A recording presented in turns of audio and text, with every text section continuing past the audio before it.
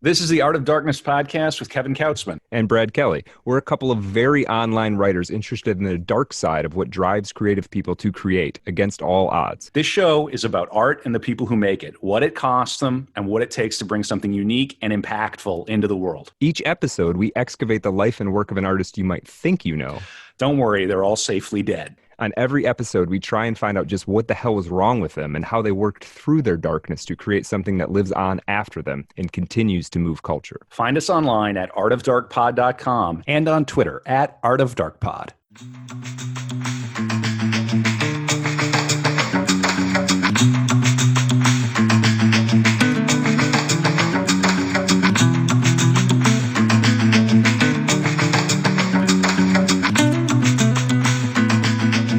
We are back.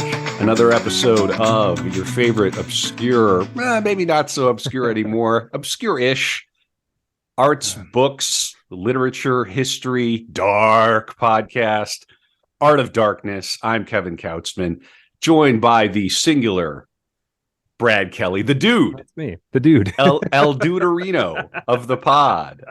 How are you doing, I'll Brad? take that. I'll accept that. I'm doing really well, Kevin. How are you? Yeah, I'm abiding. I am abiding. Yeah, that's good. We have a very special episode. I believe this is the third of these episodes that we've done. These are an absolute indulgence. We've created this show. This show is about the dark side of creativity, and sometimes we watch movies. And what are the two movies that we've done so far? Jaws Brad? and 2001. 2001: A Space Odyssey. I mean, Yeah. It's all bangers. We watch nothing but bangers. That's Nothing but bangers. And Yeah. we've got some people in our Telegram chat who are kind of excited to watch along with us. That's at t.me/artofdarkpod. And today to watch, you've probably already picked up on it, Mhm. The Big Lebowski. We're joined by the great Peachy Keenan. Peachy, how are you? I'm doing great. Thank you, Kevin. All right. We're really glad to have you here. And for people who are just getting to know the show, maybe haven't done one of these before, we're going to endeavor to make this episode listenable and fun, whether or not you're playing Lebowski for yourself at the same time. It will be. You can just listen along. If you know the movie, you probably don't even need to watch it. You're just going to be able to follow along with the beats as we go. But a fun way to listen to these episodes is maybe get yourself a pack of bowl.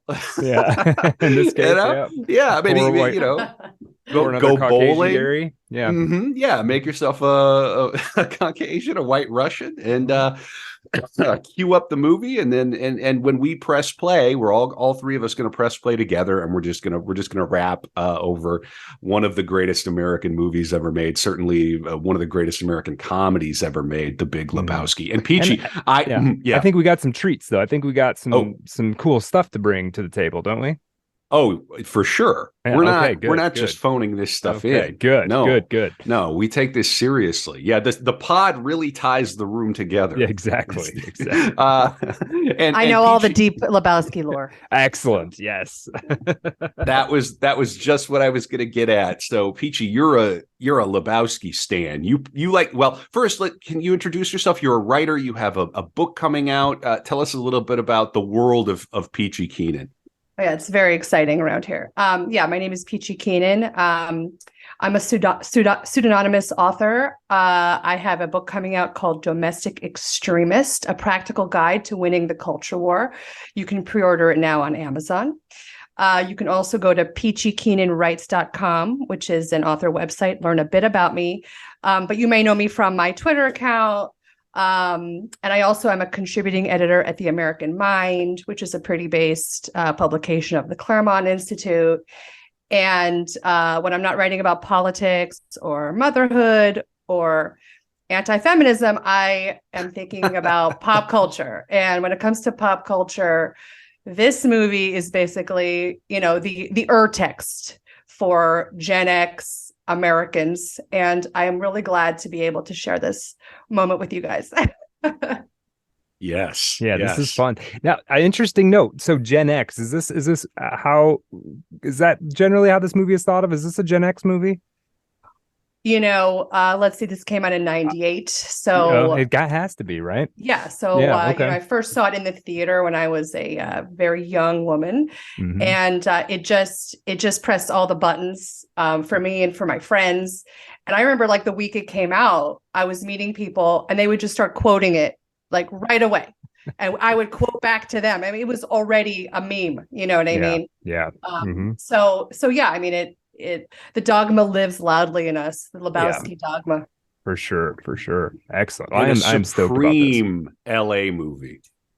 There. Yes, no, exactly. It's right up there with all of them. Yeah, Chinatown and right. Okay. Well, I say we get into it. Let's do it. And of course, but before we do, just briefly, a little bit of housekeeping.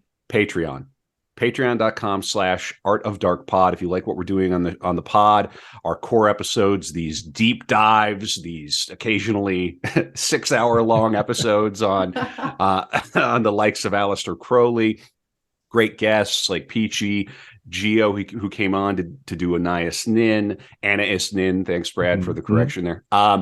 Yeah, if you like what we're doing, please support the pod. We have a goal for 2023. Half a Crowley. We're going for minimum 333 patrons. Every episode we do gets an extra 20 or 30 minutes after dark. We got a book club coming. We've talked about this a lot.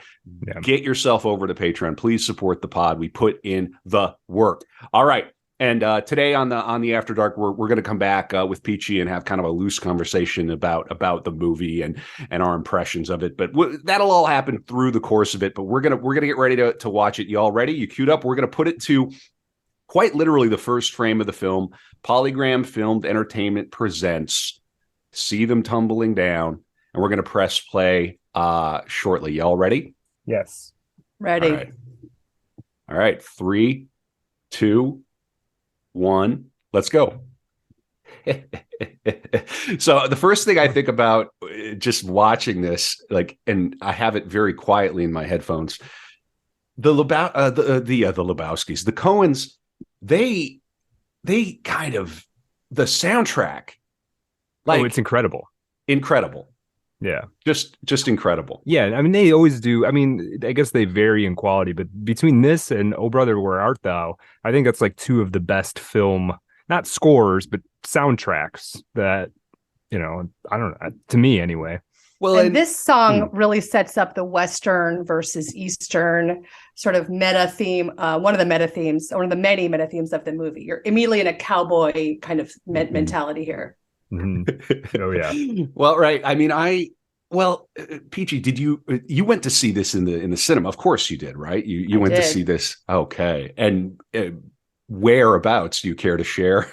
Right. So Los Angeles. I was born and raised here. I was born actually in Hollywood in what is now the giant Scientology Center.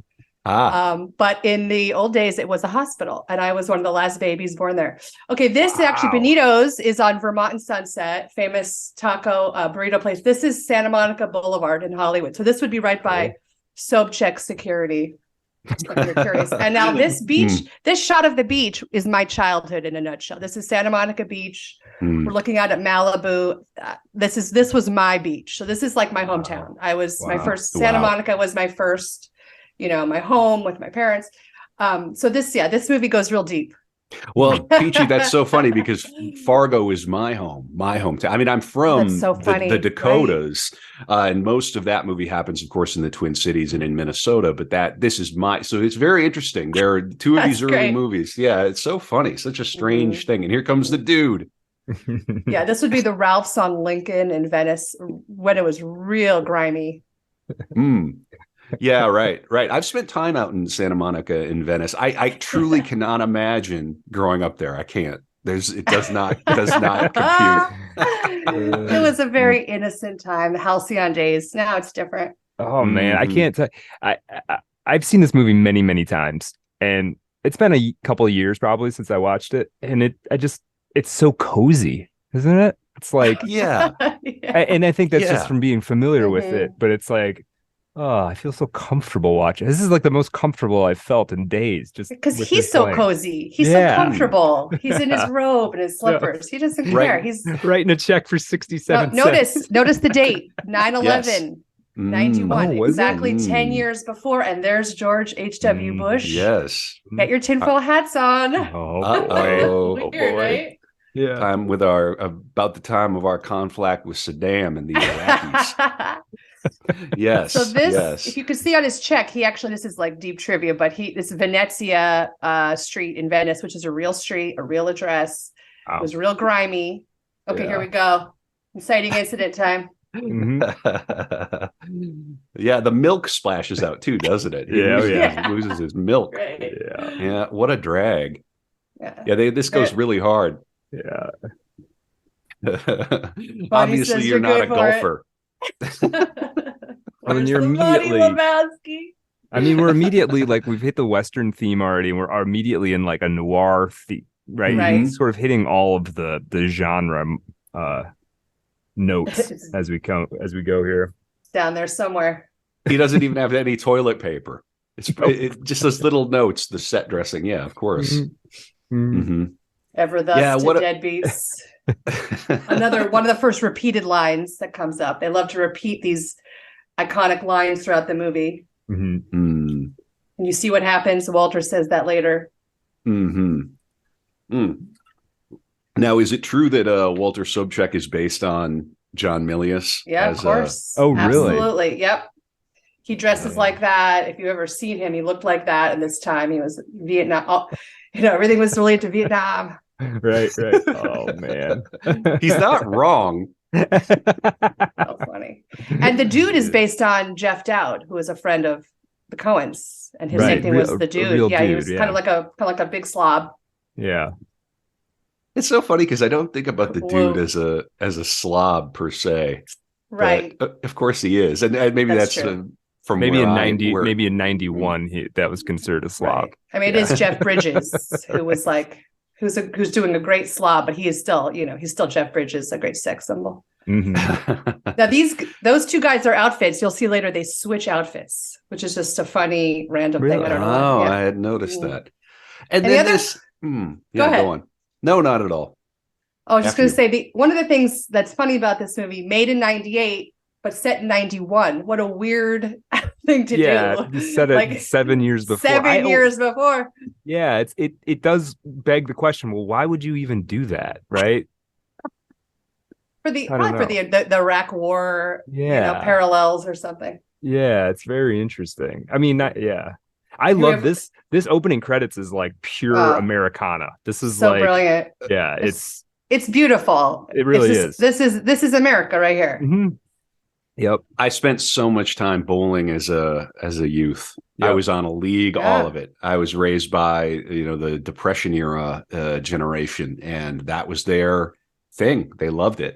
I'm getting a few comments in the chat. Ben Thomas is saying, no cap, my go-to outfit since COVID began has been Hawaiian shorts, a band t-shirt, and a robe. Yeah, it sounds right.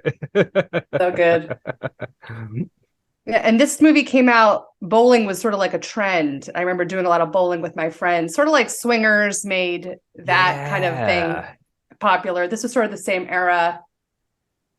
I can see that. Well, I remember doing a lot of bowling. I told you I nearly got arrested in that bowling alley in Mar Vista one time. No. What did it wasn't my fault. Did you pull a piece out on the lane? No, but I got tangled up with a guy called Captain White Claw who was living on a sailboat out in the marina there, and there may have been got nothing to lose, Kevin. You got to watch out for a dude like that. He put a guy on the next lane to us in a headlock. My goodness, Captain Whiteclaw. Captain. I walked away. I made it. I made it away that night. But that's hilarious. Pretty funny. Donnie throws strikes like every time except once, right? Isn't that the lore? Right. Yeah. The one time he doesn't, something bad happens to him. Yeah. And we actually never see Jeff, the dude, roll. I don't think. Oh, that's right. Yeah. Interesting little bits of mystique. Guarantee that's on purpose. None of that can be accidental. Oh, yeah. This lane, it's so iconic that they're keeping their own. They're keeping their own scores. It's just this classic look. It would just be, and this is eternally cool. This you could. I would go and spend the night at a bowling alley like this right now. There's a bowling alley in my part of the world, Detroit area, the Bolero, that in the last couple of years has revised their interior to be like an exaggerated version of this. Same kind of color scheme and stuff. And a few years ago, it looked like, they weren't trying at all. And I think something sort of clicked and they were like, you know what, this place actually is cool if we just lean into it a little bit, right? Yeah. This movie has a lot of these examples of like classic mid-century LA architecture. This bowling alley, the Googie coffee shop they go to later. But this alley, Hollywood Bowl, got torn down very controversially in 2003. Yeah, to build a school. Oh man, come on, public school, a shitty public school. Oh man, yeah. Oh, we got to dismantle the Department of Education. Come on, more bowling alleys. Yeah, right. That's so funny. The bowling alley in town here is Bryant Lake Bowl in Minneapolis is this type of a vibe, much smaller but very consciously hipster. Peachy, you were saying?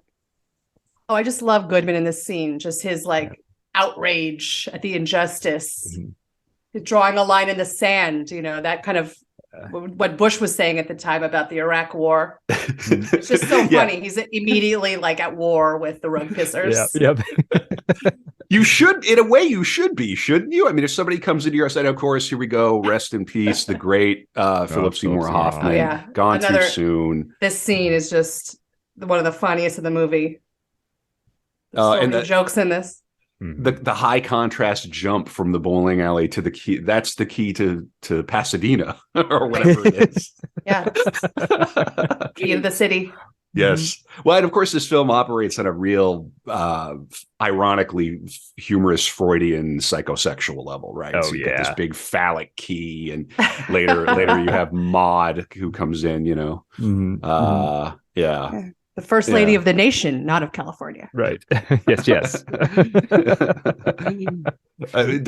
Lebowski say, is he looking to adopt or something like that? Yeah.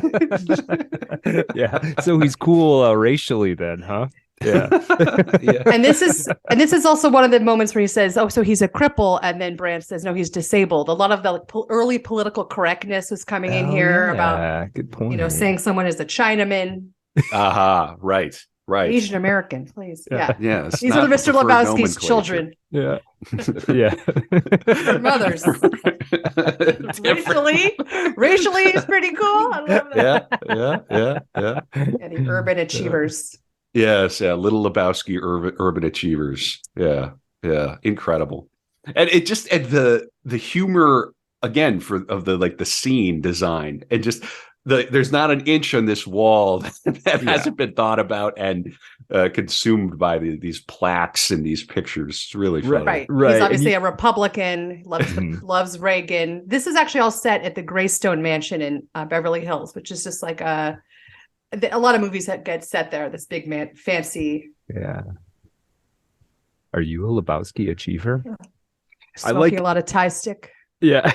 I like that they put you feel like anybody that comes to meet the rich Lebowski has to go through that little gauntlet of his achievements and photos and things. Yeah. Right.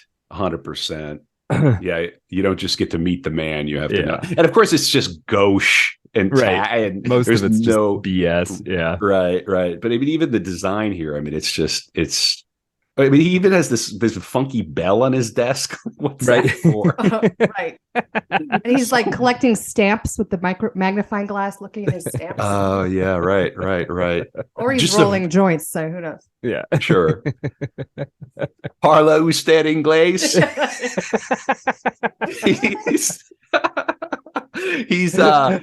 He's such a boomer. Just a boomer's boomer. Incredible. Yeah. What a great actor too. Yeah. I don't even know who that guy is. What else has he been in? I think he's in Hudsucker. Isn't he in Hudsucker? Yeah, they use him. Yeah. David Huddleston. Okay. Before he looks like a David Huddleston. This is some trivia. Before filming a scene, Jeff Bridges would frequently ask the Coen brothers, did the dude burn one on the way over?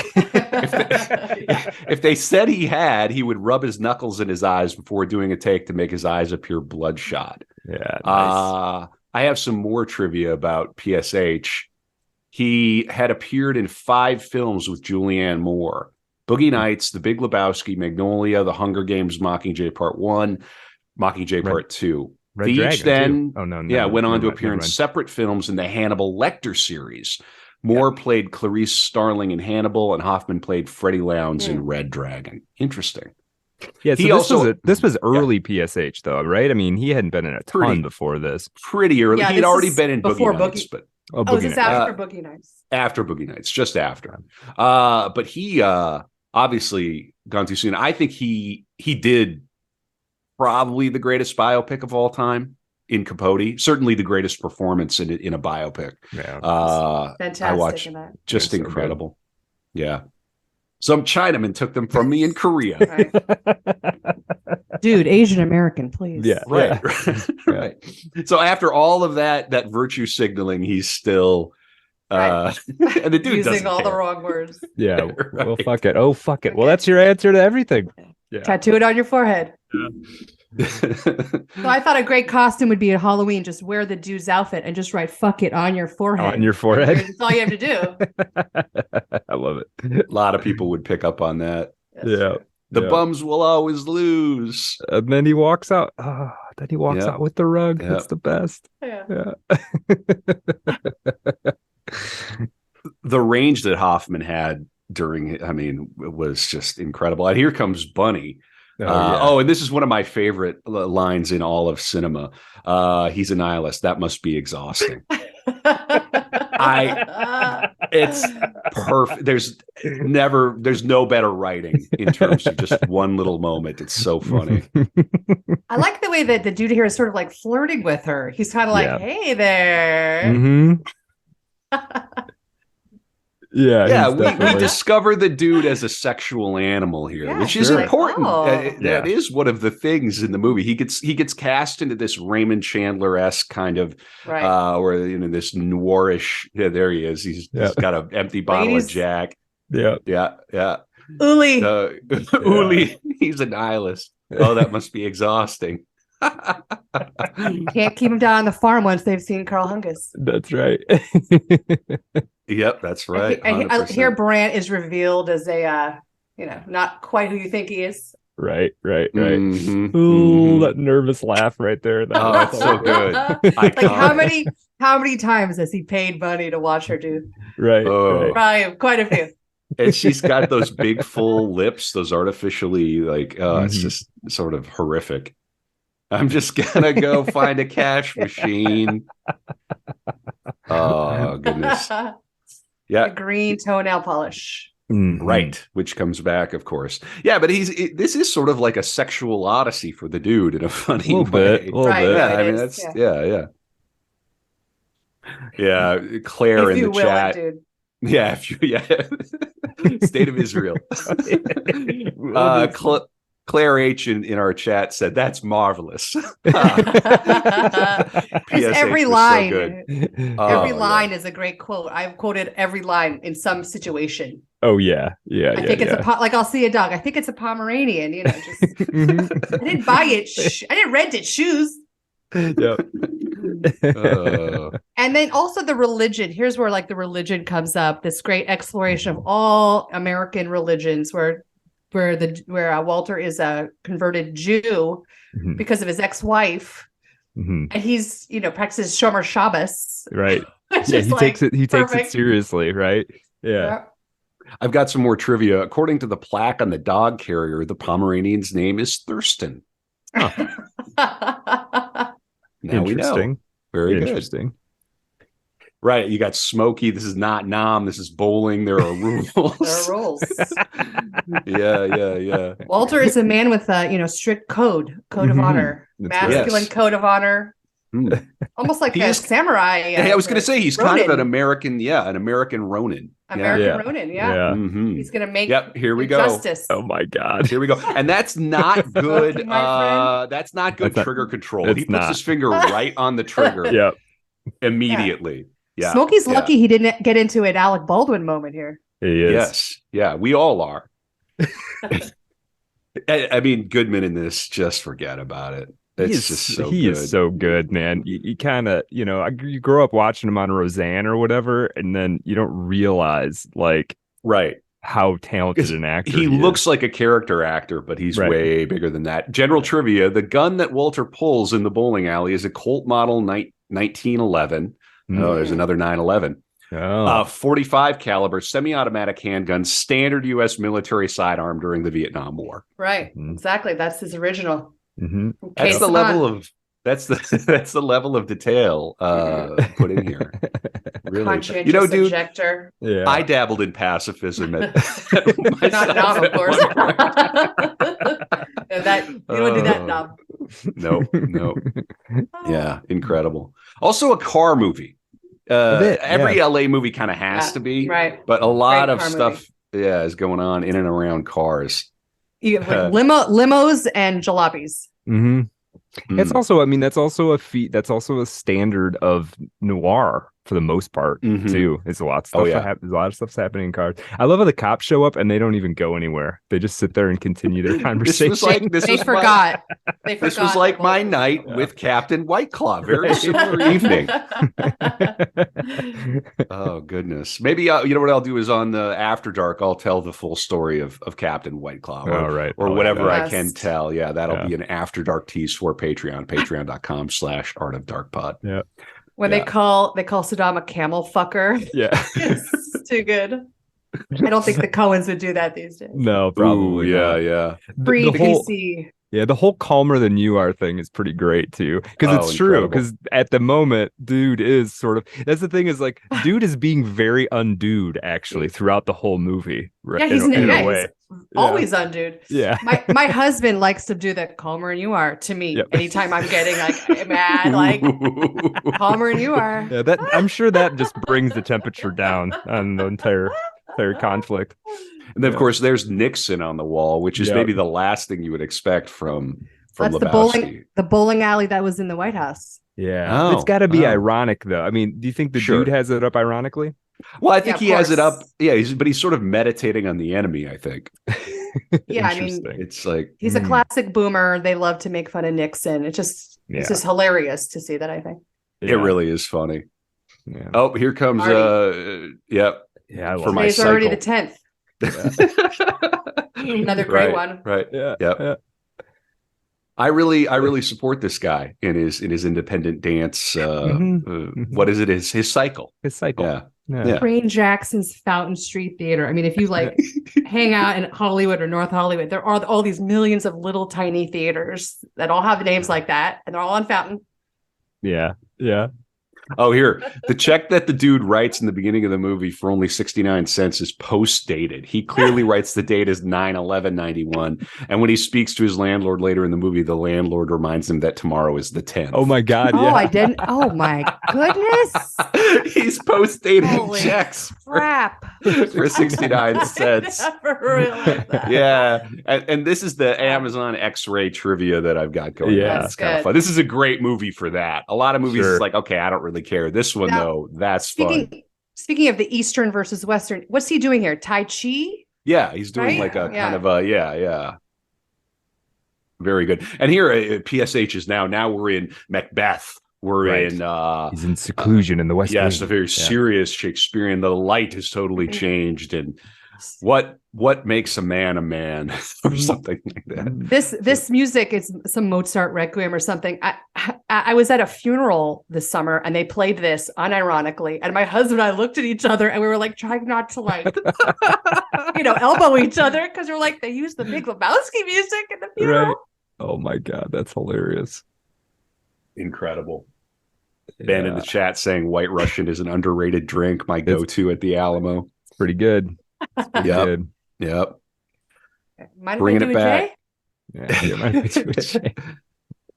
I love that. One thing I kind of love about this movie too is like, from the dude, maybe this doesn't make sense, but from the dude's perspective, from his perspective, it almost doesn't have a plot.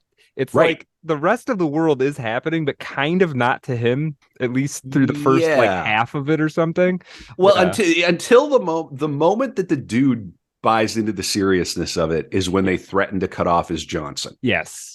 No, that's a good point. That is when it becomes real for him. Yeah, because Right. right now he's gonna smoke a joint. He's got this guy. Like none of this matters to him. Right. His masculinity journey is actually physically threatened throughout Yeah. the whole movie. And here he's Right. like, what makes a man? Pair of Right. testicles. Pair of testicles. Yeah. Right. They're in the Art of Darkness Telegram. They're sharing recipes for White Russians now. Oh, Nice. excellent. My husband occasionally has one, but I can't have milk in an alcohol Ah. drink. I can't do that. Yeah. I try to avoid. Oh, I love You how know? serious. both. I love how serious Brant is. You see, there's that moment where as soon as he hands a letter over, Yeah. and he's like standing in this very awkward, Right. like, And then he comes out of it right away. Yeah. In a so second. good. Yeah, he's so good. Yeah, it's great too because the language that they use in their ransom note and the way that it looks, it feels like the nihilists. you Yeah, just a got to little know that. Yeah, you already sort of. Yeah. Yeah, it's like they have a zine they put out and it reads much like that. Right, probably. Yeah. 100%. Yeah, That's a bummer, man. that's a real bummer. Trivia: Charlize Theron was considered for the role of Bunny Lebowski. Oh, okay. That would have been interesting. Yeah. Oh, wow. Totally different vibe. Yeah. Yeah. PSH. You have to act as the courier. So now you're in it. Right. Now you're into. right. We're really into Act 2 now. Yeah. This is where it Yeah. begins in this movie. He believes the culprits might be the very people who soiled your rug. Right. He thinks carpet pissers did this. That's one of the most I've been watching a lot of Seinfeld lately. That's one of the most Seinfeldian lines in the whole movie. You think carpet pissers did this? Like it's referring to this class of things that everybody already knows about, you know? Right. Yeah. All right, here we go. Another Here comes epic. Oh Jesus. man. All his- The pinky ring and the rings. Or Yeah, the the pinky, coat. Are those the his like? nail. Are those the bowling championship rings? They may be. They may be. Look at Let's this. see if the I mean, this whole thing, honestly, is this Oscar Unreal. movie. Just this 3 minutes.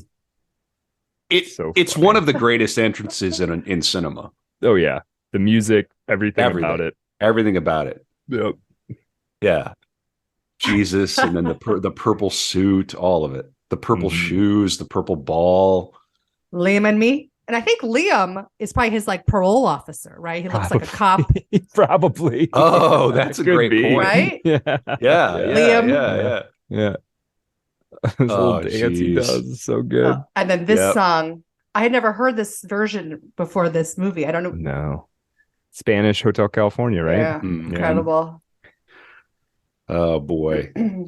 So it looks like they're substituting iced coffee for Kahlua. So we're making a new we're making a Oh. new drink in here.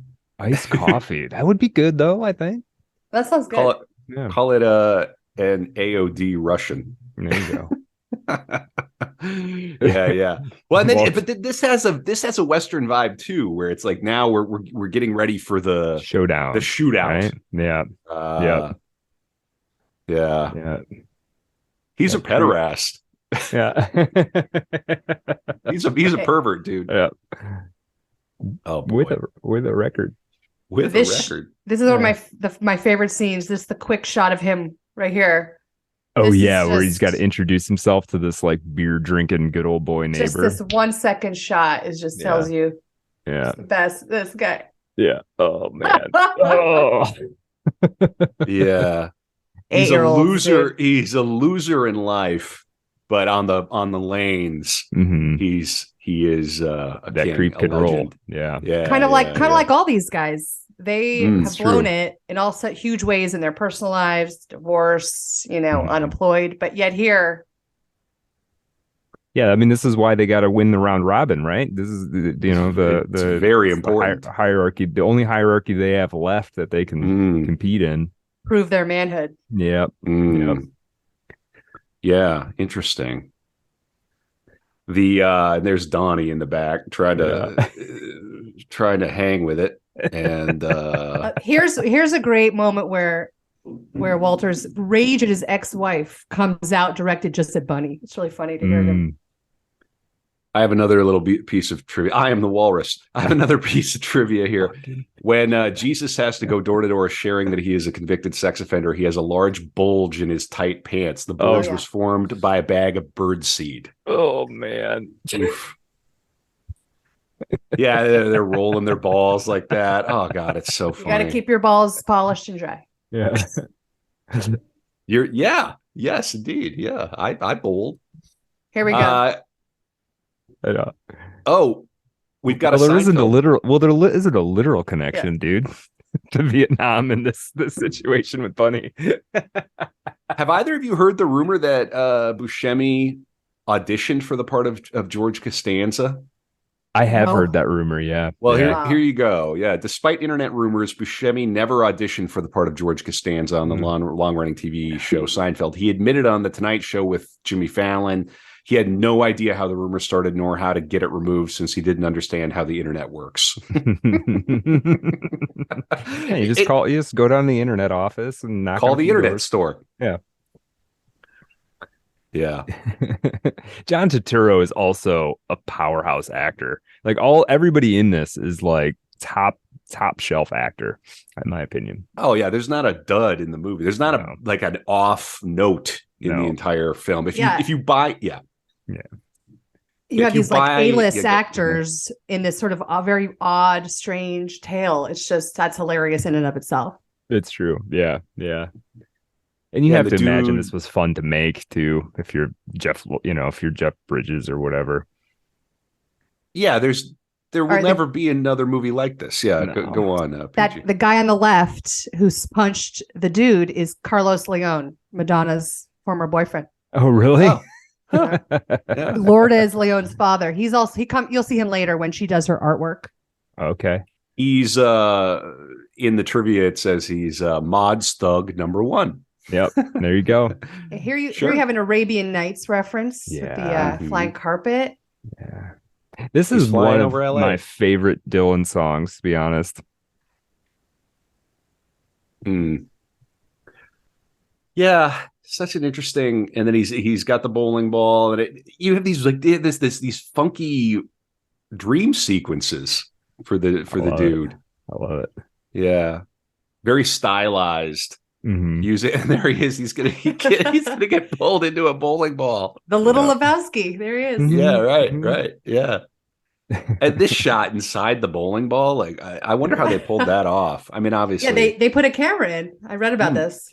Yeah, in the bowling ball. Yeah. Wow. Here you go. In the dude's first dream sequence, the person who throws the giant bowling ball, seen out of focus and upside down as the ball rolls down the lane, is Maude. Right. Makes sense. She's about to take him on a ride. Yeah. Yeah. And they're working with these archetypes and these really deep-seated mythological themes, but in a sly way. Yeah. And then the rug's gone. There's a little bit of guts hanging out. Dad bod. Yeah. Oh, yeah. This is the definitive dad bod, isn't it? Yeah. Dude bod is dad bod. Yeah. Oh, right. Drive north on the 405.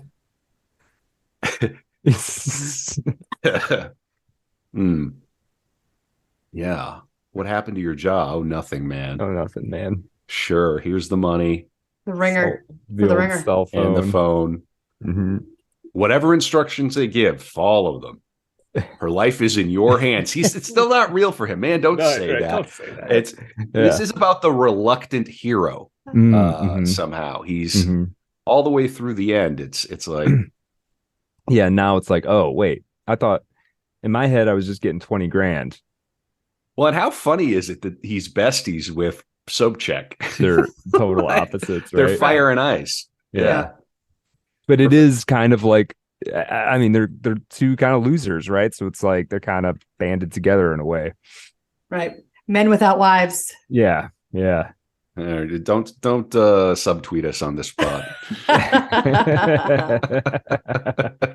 The whites. Yeah. The whites. And Peachy, you're on the Bird website are you under, what's your handle? At Keenan Peachy. That's with an A, Keenan Peachy. KEENANPEACHY. Great follow Peachy. Oh, thank you. Thank you, Kevin. Mm-hmm. Yeah. I love how Subcheck automatically has like an entire plan. Like there's, he's one of these guys who's just been like, he's just waiting for this kind of thing to happen at all times. He's back in Nam. He's gonna do an ambush, and they're gonna keep the money and throw a ringer for the ringer. Mm-hmm. The bag man. Yeah.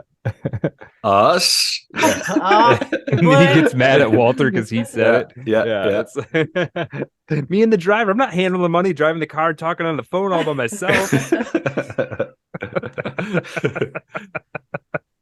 Yeah, and these accents are so funny. They're so quotable and like goofy and hilarious. Yeah. If you want some money, Lebowski, give us some money. Yeah, hilarious. Her life was in our hands. Take it easy, man. Yeah, he's being very undude right now. Exactly. Yeah, this whole thing is about him not being the dude, really. But the funny thing is that these two guys have figured it out. She did sort of kidnap herself, or she's out of town. It's all fake. Yeah, it is all fake. Yeah, they were sort of directionally correct, I guess. I'm doing business here. Now he's a businessman. Right. He's got his briefcase, his cell phone. He's doing his business. He's a busy guy. Business. Right. Yeah. He got a job. He finally got a job. Well, it cracks me up too later when he refers to the briefcases containing his business papers. Yeah, my papers. Papers, business papers. Yeah. Another quote we use a lot around here. Yeah. That's good. Oh man. Wouldn't hold out for the tape deck or the Credence. Yeah. Great stuff. Yeah, another like epic scene in a car here happening, and all of this excitement, and you already know it's going to go pear-shaped. Oh, of course. I love that Walter wears the shooting glasses, the yellow glasses. Right. It looks pretty dramatic, actually, when they're driving in the car here like this. Speaking of eminently quotable films, Peachy, are you familiar with the British film Withnell and I? Do you know this one? Oh, I've heard of it. I don't think I've seen it. That's like over in the UK. If you can quote Withnell and I the way that like Americans quote Lebowski, or I guess everybody quotes Lebowski, people will go, "Whoa, wow! How do you know about that movie?" Oh, that's so funny. Okay, it's worth finding. Yeah. Kind of a similar vibe, but different. But yeah, worth watching. George Harrison produced Withnell and I. Right. Yeah, I've heard about it. Yeah. Call him up and explain it to him. Your plan is so simple. All right, so there's some connections here. So this is references high and low. Ransom money is thrown from a moving train at the end of a bridge. Hence, the plans of the money throwers are spoiled. Also, this film is one of the favorites of Joel Coen and was Joel's choice for the Ballerina Ballroom Cinema of Dreams Festival. So this is pulling from a film called High and Low, which is a 63 film. Because of course the Coens are just steeped in cinema. Oh yeah, no question. For sure. Yeah. I love when the machine gun goes off here. Yeah. Oh my god. You didn't think I was rolling out of here naked, did you? Oh, great. Oh my god. It just goes as wrong as it can go. Yeah. The dude's car, the first beating the dude's car takes. Yeah. Right. Here they come on their motorcycles. Apparently there's a continuity goof here. When Walter jumps out of the car at the drop-off point, he loses control of the Uzi and it shoots out the dude's left tail light. But when the dude recovers the car from the police, the same tail light is perfectly normal. That's it. This movie's garbage. I can't watch this anymore. It's actually, I remember when I was younger watching this, being a little frightened by the vision of these guys racing off in their motorcycles. It is a little ominous. It's like, now are you in a motorcycle gang movie? Right. What's going to happen to the dude? At this point, when I was a young man, I really cared about the dude. Like, I genuinely worried for I still do. I mean, he looks so sad there. He does. You don't want them to cut up his Johnson. No. Right. They haven't made that threat yet, I don't think, but he's definitely worried about the money and the phone ringing and Walter. I just love it that Walter it's implied here that he and Walter haven't said anything to each other yet. Right. Yeah. Well, and you could just, fuck it, dude. Let's go bowling. That's Walter's answer to everything. What are we going to Walter speaking Yiddish. Yep. I don't know what exactly is the problem, he says. I love that. Yeah. Back in denial. Yeah. The phone ringing, just making it like this weird tension, like never ends. Perfect. Yeah, it's nerve-wracking. Yeah. Here we go. When the dude and Walter are bowling after the botched ransom drop-off, Walter says, "It's Keim." I don't know. Keim High. I don't know. I don't speak Yiddish. Dude, as the ex used to say, this is the first half of a Hebrew verse, which means it is a tree of life. Second half of the verse is Lama Chazimba, which means to those who take hold of it, and it refers to the Old Testament. Right, and now here calls Burkhalter a kraut. Yeah, he hates Germans. Yeah, right.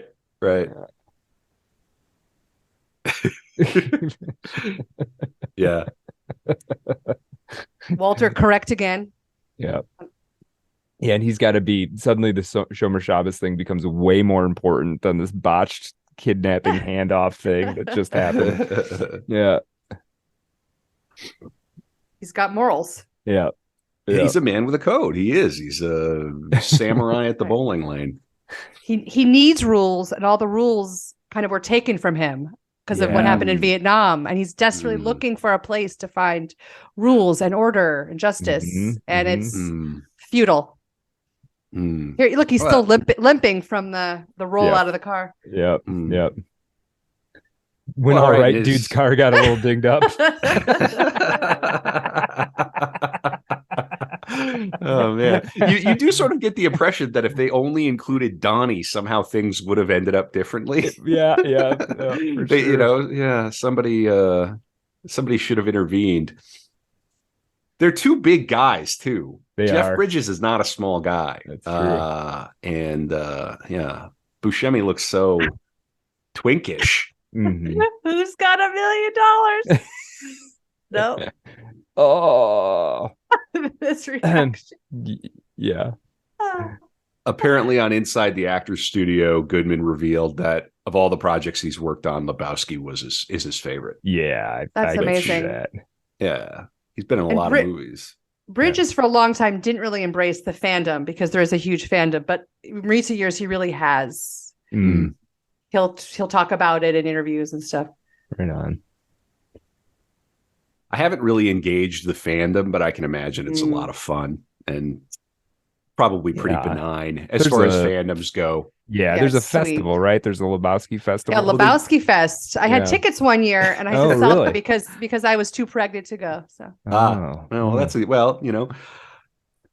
a little Lebowski on the way. I even had a onesie that said "Little Achiever" or something like that. This is great. LAPD. I love it. So perfect. He's got the little bowl there. That's the bowling pin. That's his pipe. Yeah. That cop notices it, like, huh?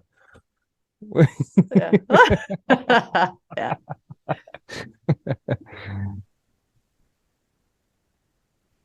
Oh man.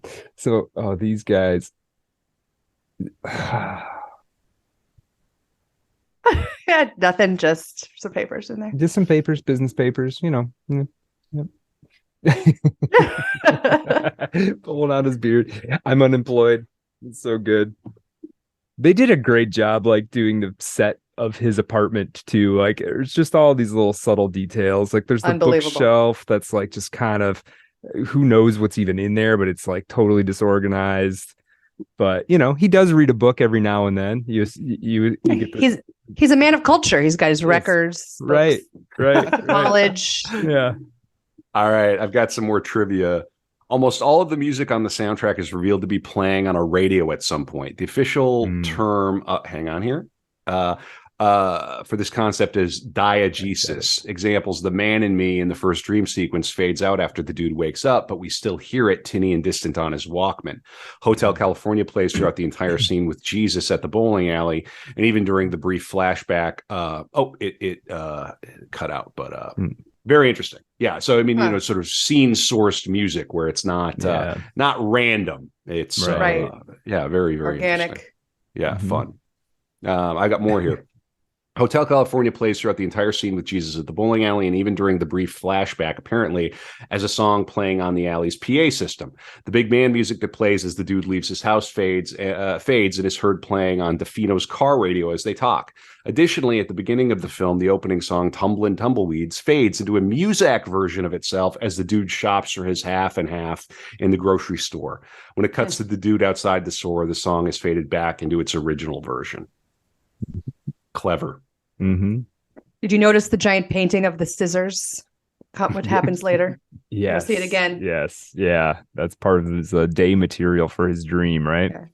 Yeah. Little quick nude scene. Mm-hmm. Can't show this to the kids yet. No, not quite. So she's got his attention.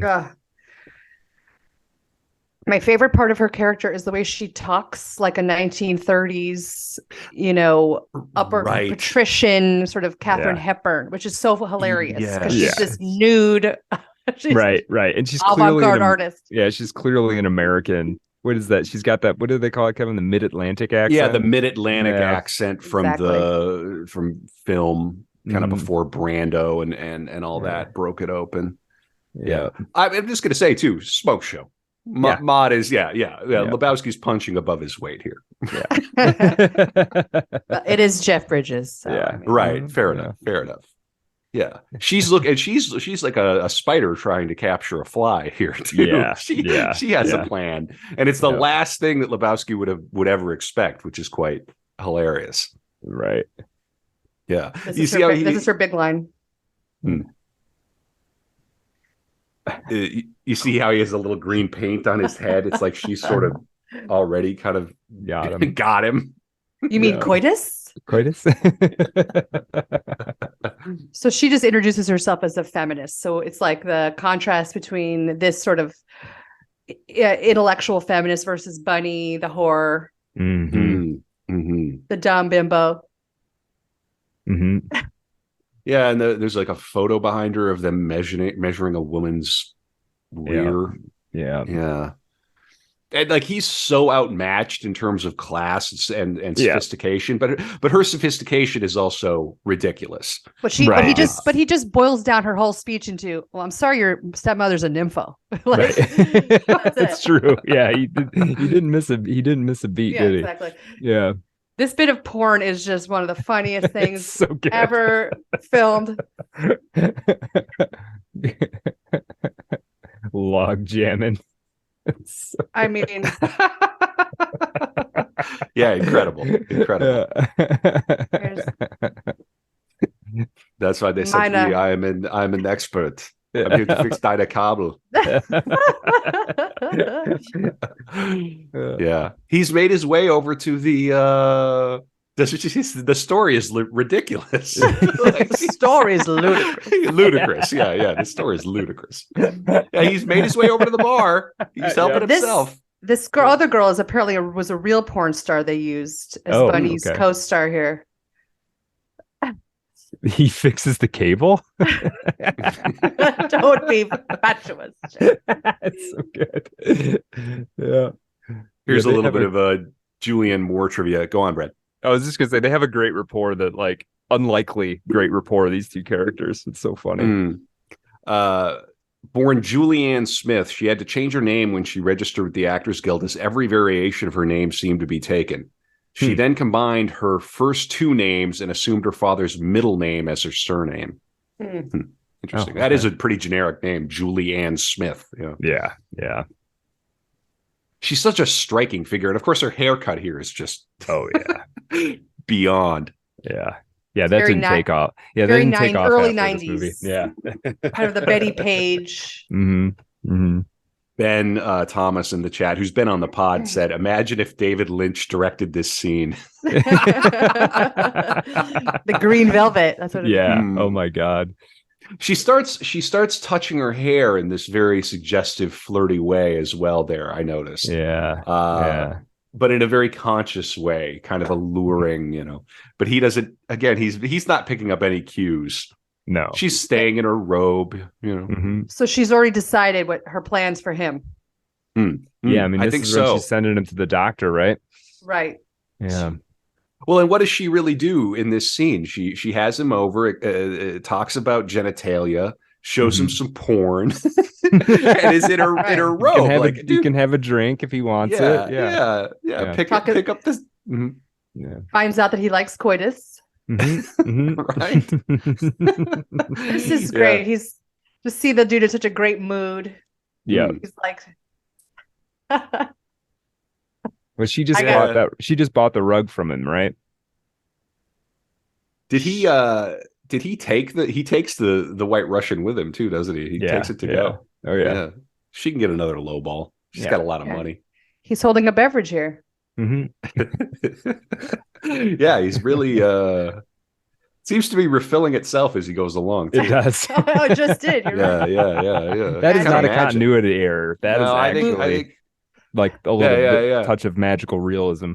well, there you go. And then they note it's a goof in the Amazon notes or whatever. I'm like, no, maybe it's a metaphor. Yeah. Oh yeah, this is great. Yeah.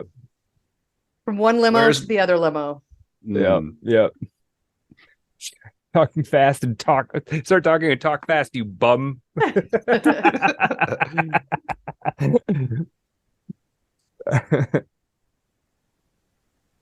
Yeah, this can be, if you really buy into the plot and you haven't seen this before, this can be pretty nerve-wracking. A little bit. Yeah, I mean, he's in trouble. He's in serious trouble. Yeah, with some bad people. He's got the motorcycle gang going after him. He's got the big. Is he the Big Lebowski or not? That's the question of the movie. Who's the Big Lebowski? And when you know the plot twist about the ringer for the ringer, you realize, oh my gosh, these guys really were setting the dude up to get killed by the nihilists. They didn't care. Yeah. Right. Yeah. Yeah. Evil. Really evil. It'd be nice to be able to drive around LA in a limo with White Russians. And... I'm not against it. What do you think? How do you think I drive around here? That's how you get around, Peachy. I can't handle the kids, talk on the phone and drive at the same time. Got too many kids. Are you kidding? Yeah. Peach colored limo in Santa Monica. It's a limo shaped minivan. New shit you set up light. higher that you set up higher that way. It's better. Yeah, right. I mean, I use that all the time. New shit has come to light is maybe in the parlance of our times. New shit has come to light comes up a lot. He just learned in the parlance of our times, like 10 minutes before this scene. There's so many lines, so many repeated lines. It is like a little bit of it's like scripture, you know. It gets drilled into you, and you just can't help but repeat it all the time and become, a missionary for Lebowski after seeing this a few times. Yeah.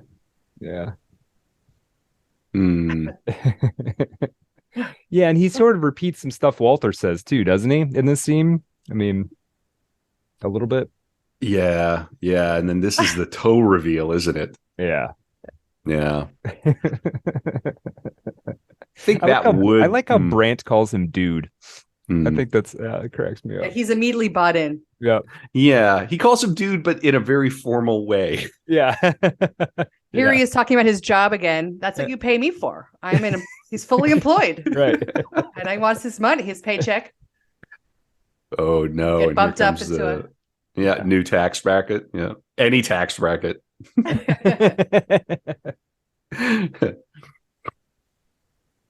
Once again, just PSH, giving it just radiant on the screen. So good.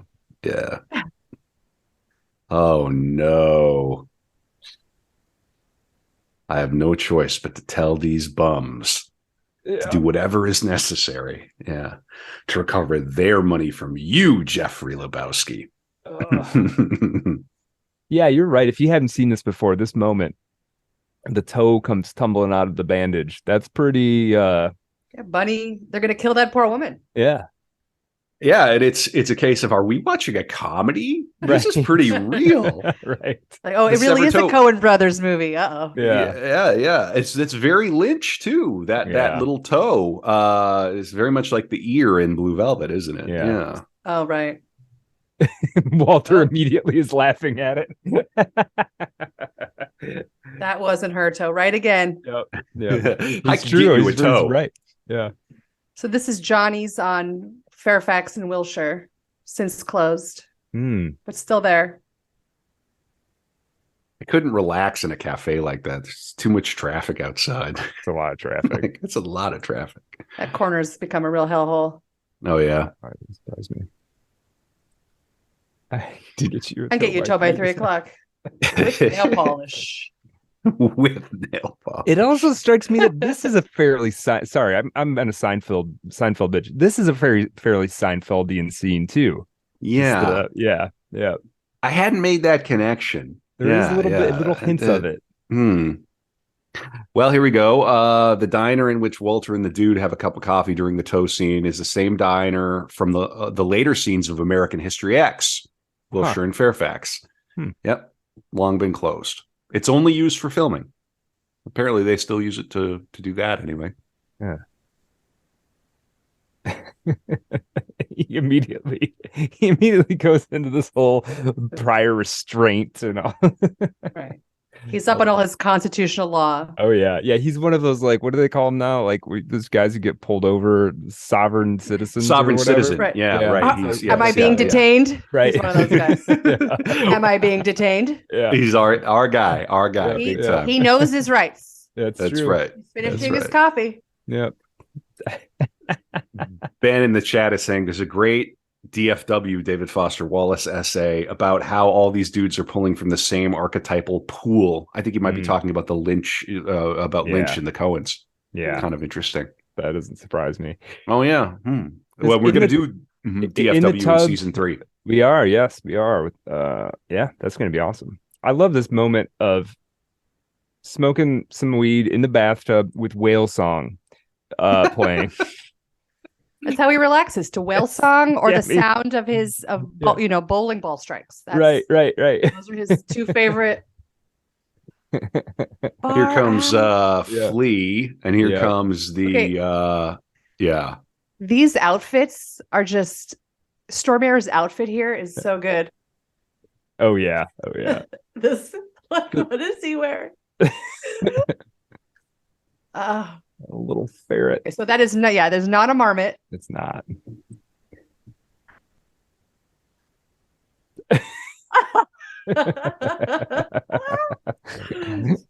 Here's another bit of trivia. In the bathtub scene and later, the dude refers to the nihilist ferret as a marmot. Walter refers to it as an amphibious rodent. The animal was not a marmot, but a ferret. Marmots are rodents, but ferrets are not, and neither animal is generally aquatic. What are you, a park ranger? Walter is correct that neither is legal to keep as a pet in California.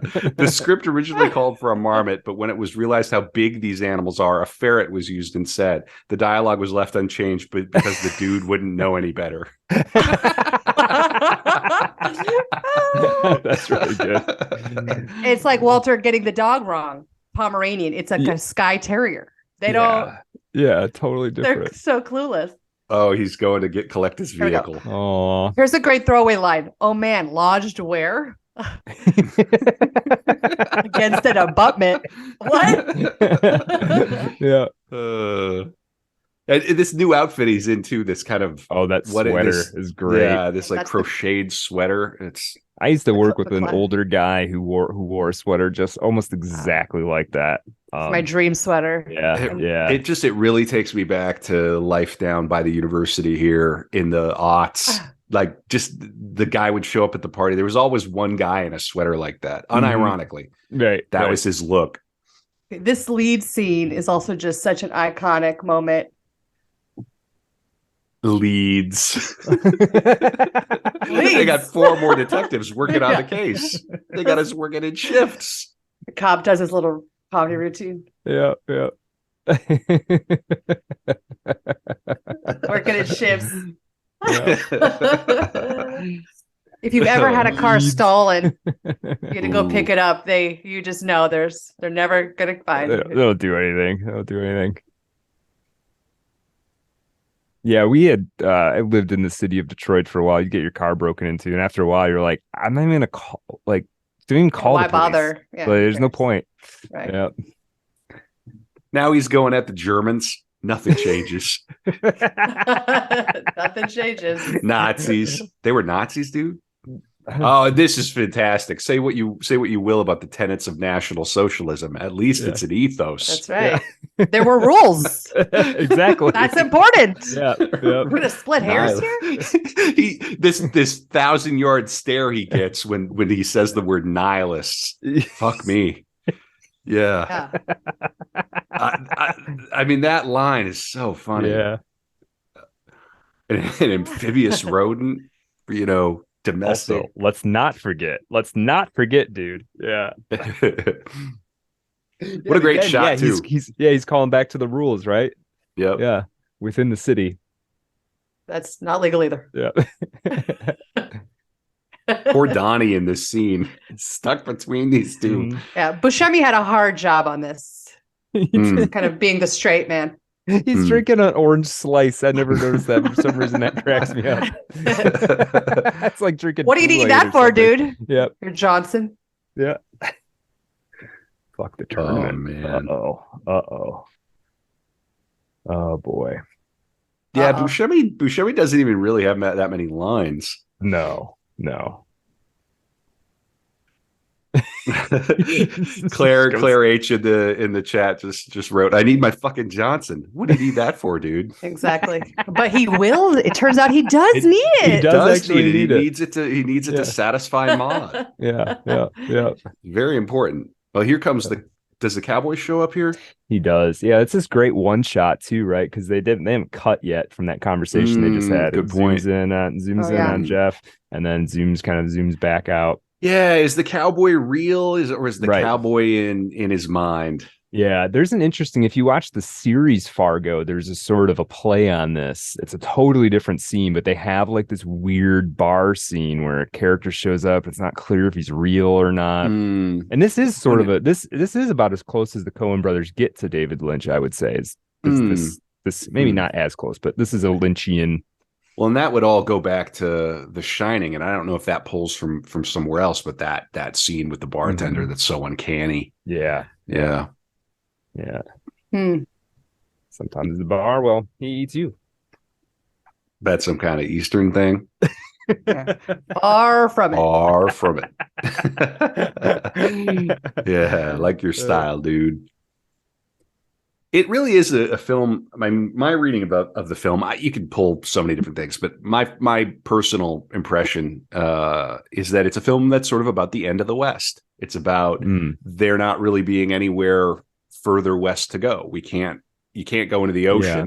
They try at the very end of the film. They try to throw Donnie's ashes into the ocean, and it blows right back in their faces. Yeah. So it's sort of about the last man, the last American man, and Lebowski ends up being that, and he still gets dragged into some sort of an adventure and has to.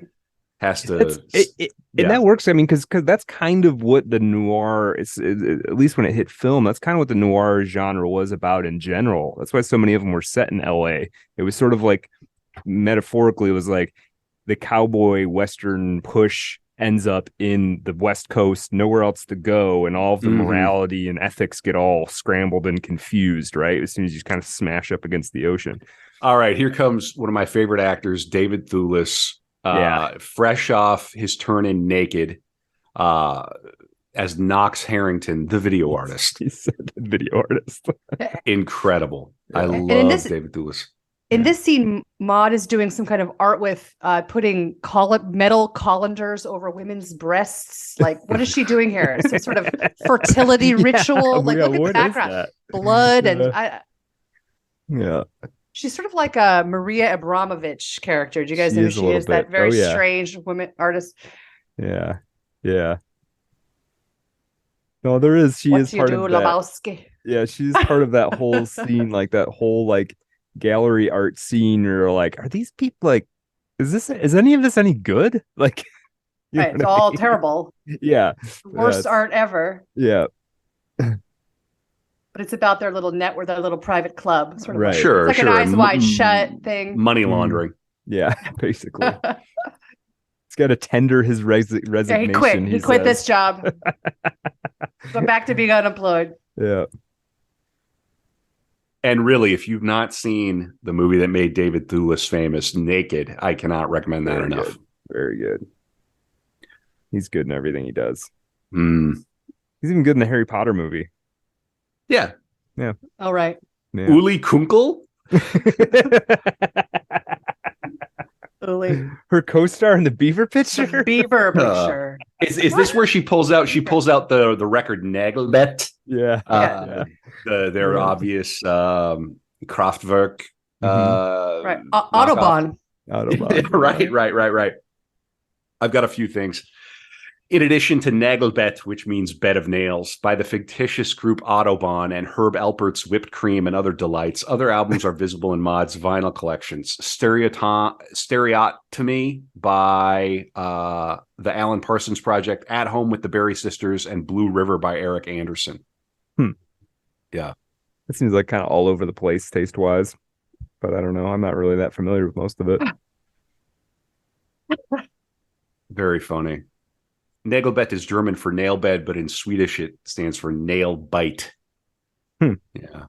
I love that Flea is one of the nihilists. Yeah, Like right. a classic, like iconic LA musician. Yeah. In this lot, I say that a lot too. A lot of strands an old duder's head. And I forgot to take a kid to ballet practice. I'm like, Yeah. oh boy. A lot of strands and old duder's head.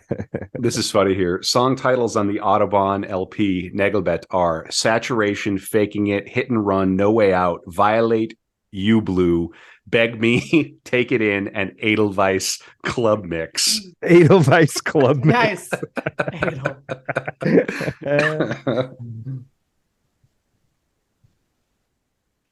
But it's sort of sad, like what you were saying, LA is being like the end, like the last terminus. So here's this German rock group who came to LA to make it as a rock group, didn't make it, turned to porn.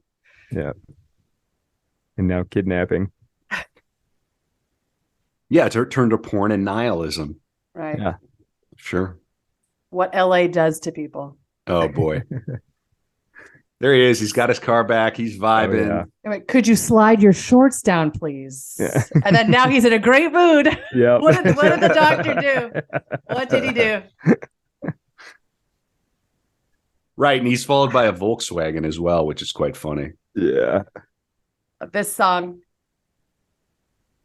Oh, yeah. That's good credence. It's weird seeing this, that the cars look so old. Like, wow. How long ago was this? Oh my goodness. We're getting, I'm not even going to say it. Yeah. Oh, it really stings. It really hurts. Up there. Mm-hmm. And he tries to throw his roach out. Yeah. Yeah. There's more anxiety over the crotch. He's got some very serious concerns about what's going on with his Johnson. Yeah, and then he crashes. Right. Yeah, he's got to protect the Johnson. Yep.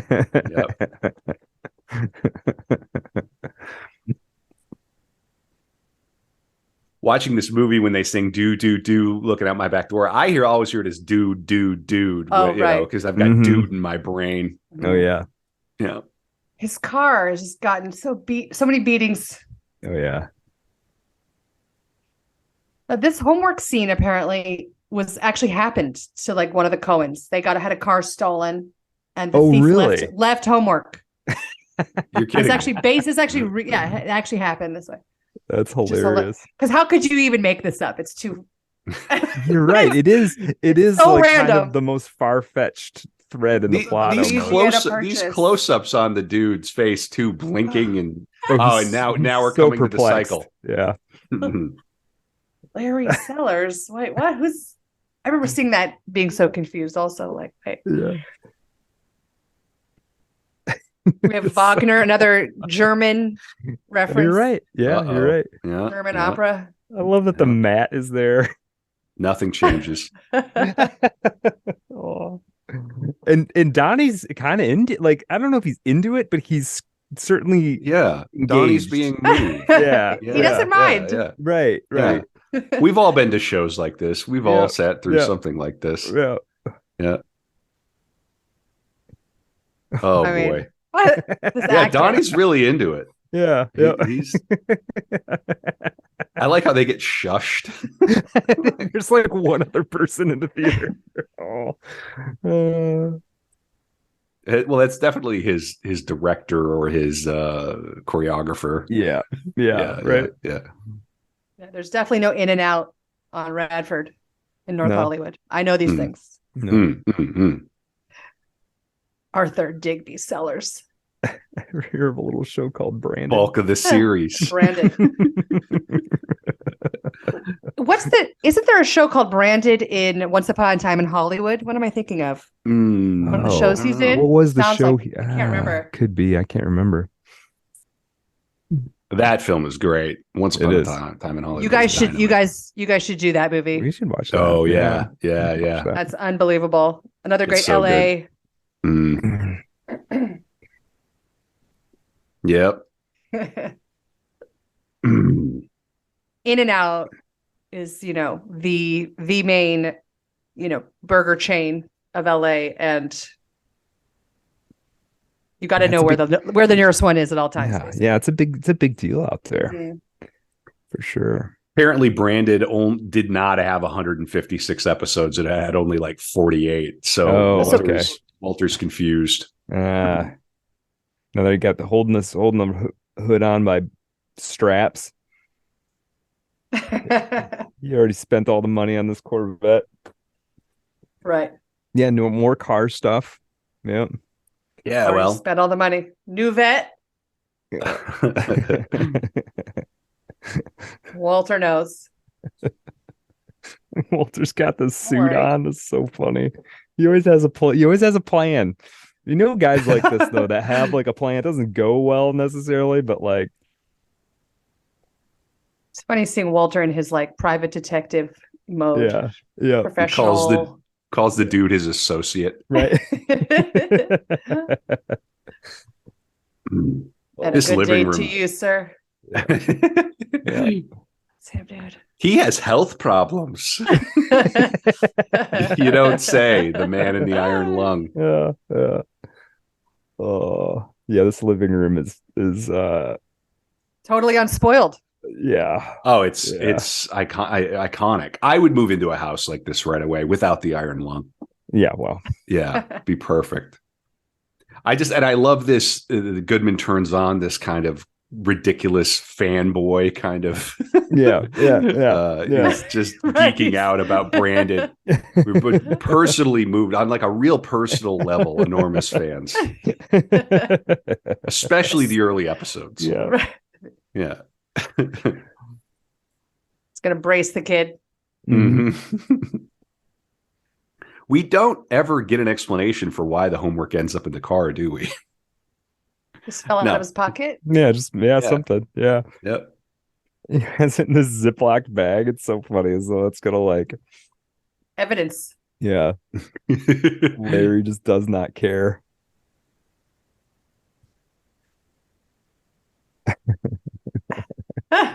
Look, man, he's 14.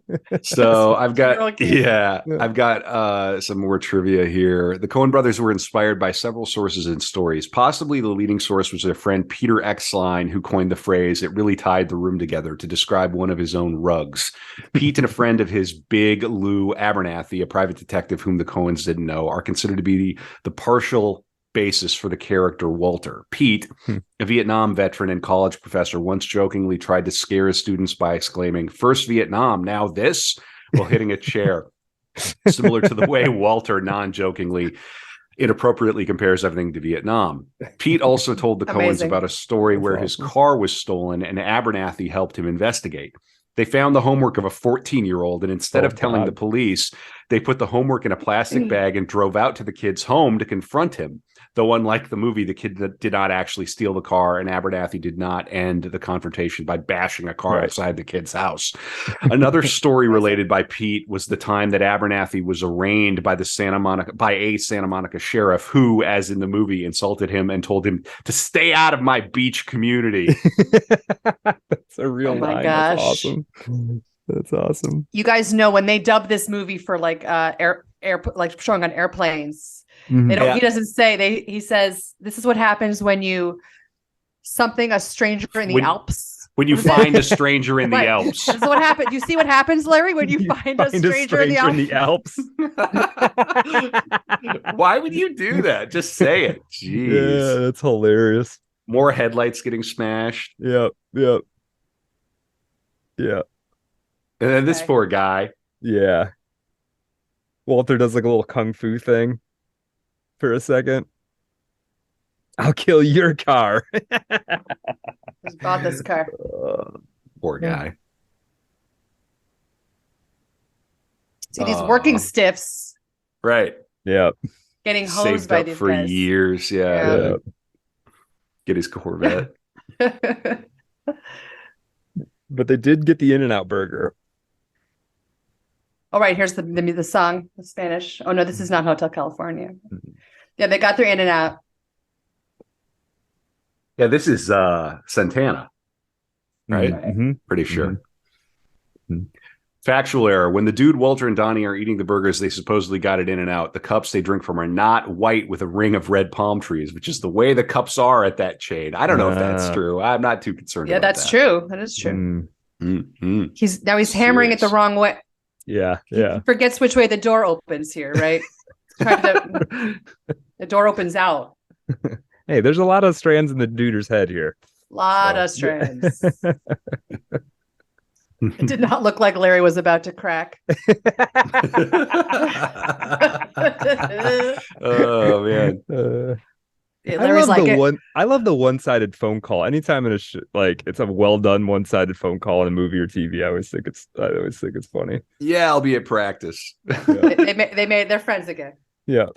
Here the door just opens out and it doesn't even matter. Which is such a great little. Ben in the chat is saying that John Goodman is his dad. I'm like, imagine. Wow. Okay, you see these guys have now switched outfits. They have switched outfits. That's hilarious.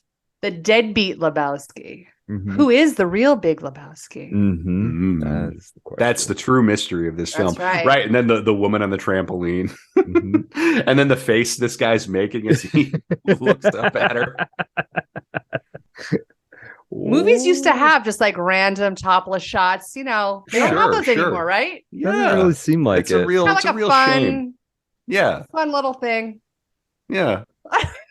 Everybody can enjoy it. Yeah. It doesn't have to be. Yeah.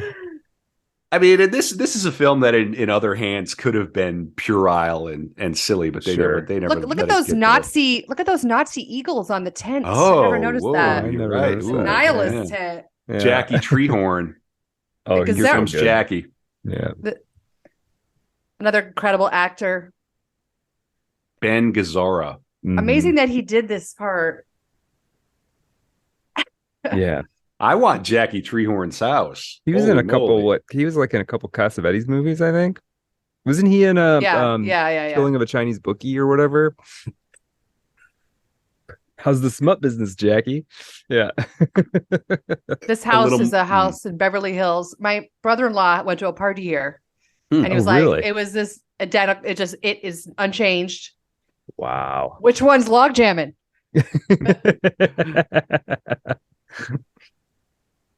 I do have trivia about the house. Yeah, go ahead. I just love how he's complaining about how digital has ruined the porn industry. Right. Which is another theme in Boogie Nights. Mm-hmm. Brain is the biggest erogenous zone on you, maybe. Johnson. Sorry, Kevin, go ahead. Yeah. No, not at all. Just saying that the movie makes it look like this is on the beach, but it rests on the side of a hill overlooking LA, this house. Right. Well, we're supposed to be in Malibu, but we're not. Right. Yeah. Fair enough. Yeah. that couch is intense. It's like made out of concrete or something with the cushions on it, right? It's like concrete and leather. That thing is crazy. What more do you want in a couch? Yeah. It depends on what you're going to do on that couch. I guess that's true. It is pretty is rather suggestive. You have a feeling that later the party's going to move inside. Oh yeah. Oh yeah.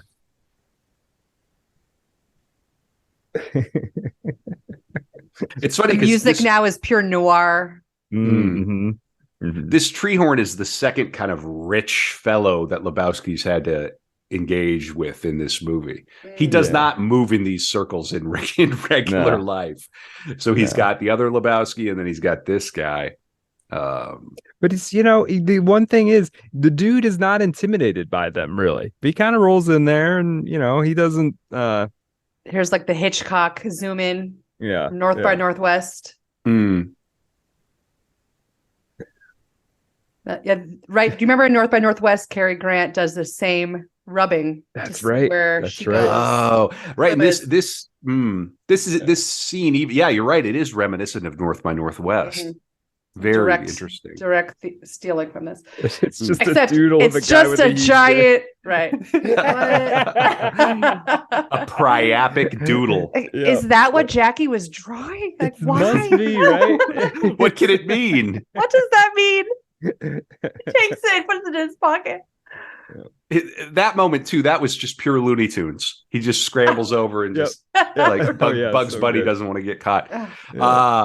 Our friend Aldous Sisterian, friend of the show, has said, I'm doing a deep analysis of Barton Fink on the next Grasshoppers episode on his pod, Forest of Symbols. Yeah. Considering contacting Princeton for access to Ethan Coen's senior thesis on Wittgenstein. Whoa. That could be cool. Nice. He goes deep. I did not know that Ethan Coen did a senior thesis on Wittgenstein. Me neither. That's news to me. That's a bit of lore for sure. The dude is just launching into his, detective details. He's now mastered the case. Yep. Knows where the money's being held. Write me a check for my 10% of $500,000, $5,000. He's a word cell. Well, he's already been drugged. Yeah. You figure Jackie is an old hand at this trick. Oh yeah, I'm sure he's drugged plenty of people. Yeah. Not good. Mm-hmm.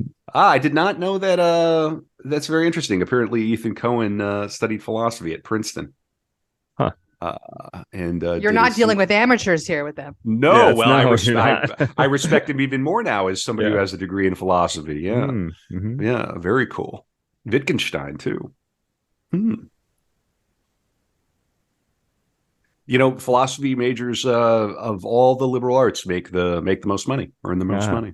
They're not usually doing philosophy though. I blew it. No. I was an English major. I blew it. Okay. Yeah, you do it all right. You Darker than a black. I do. Well, we'll see. Book that'll make me $800. Yeah. Not bad. Like a black steers took us on a moonless night. On a moonless night. All right, I got general trivia. Nearly all of the visible symbols in the dude's second dream sequence are taken from earlier scenes. The initial scene of the dude's exaggerated walking while casting a big shadow is similar to his landlord's interpretive dance to pictures at an exhibition. The black and white tiled floor is seen earlier in the Big Lebowski's entryway when the dude walks with Brandt, and again at the end. The tool belt and workman outfit the dude is seen wearing is identical to the one worn by Carl Hungus in Logjammin'.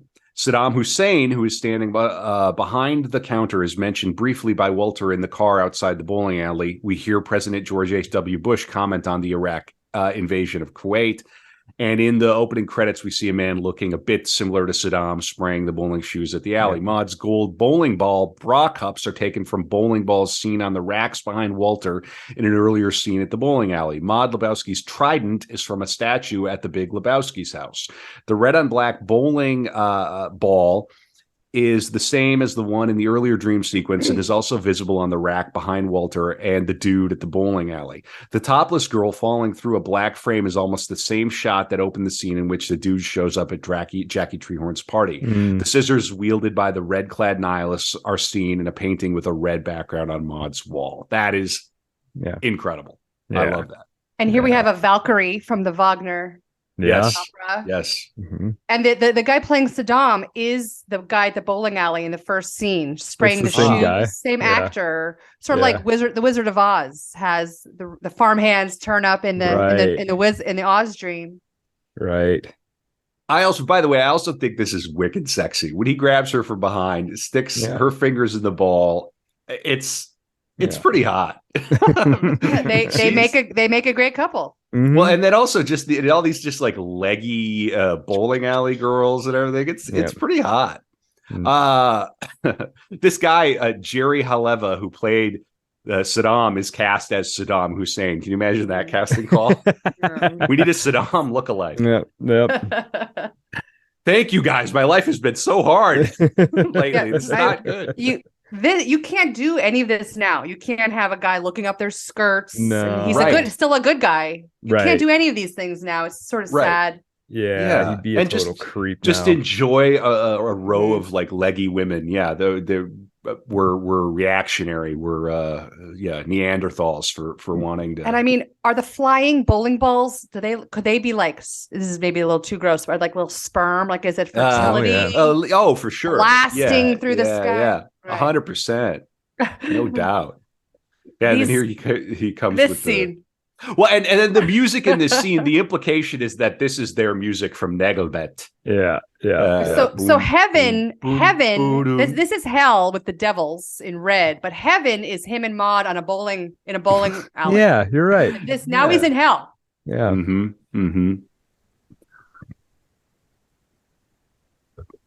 It really is a perfect film. It is not one frame you would change. Yep. No. I've never come out of being unconscious and found myself running south on PCH. Have you guys? That's You've never met Captain White Claw. Yeah.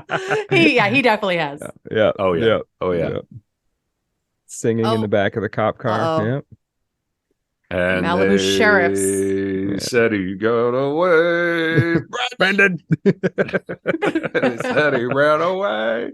Yeah. Oh, and here comes. I mean, now you're in it with the crew cut guy. Yeah, he's a real reactionary. This guy's great. The Malibu cops in shorts. They don't actually wear. There is no Malibu PD. His only ID is his Ralph's Value Club card. And the tree horn stationery with the graphic doodle on it. Who is this guy? And his boomer lawyers. The lawyers Kunstler that the dude mentions are William Kunstler and Ron Kuby, who are radical attorneys noted for defending numerous controversial defendants, including suspected terrorist leaders and the daughter of Malcolm X. Right. Well, of course, because the dude was involved in. He was an activist. Yeah. He was one of the signers of the Port Huron Statement. Yeah, if you're in Berkeley in the late 60s, you need Ron Kuby to bail you out. Mm-hmm. A nice, quiet little beach community. Mm-hmm. Yeah, I love how he just chucks his mug at his forehead. Also, calling Malibu a nice, quiet little beach community is so funny because Malibu is a cesspool of drug-addled rock stars and movie stars and porn stars and God knows what else. What was it like in 91? Was it like that in 91? Same. Worse. Oh, absolutely. Really? I mean, you should. Rob Lowe did a great interview on a podcast about his childhood at Malibu High. You cannot believe what it was like. Huh.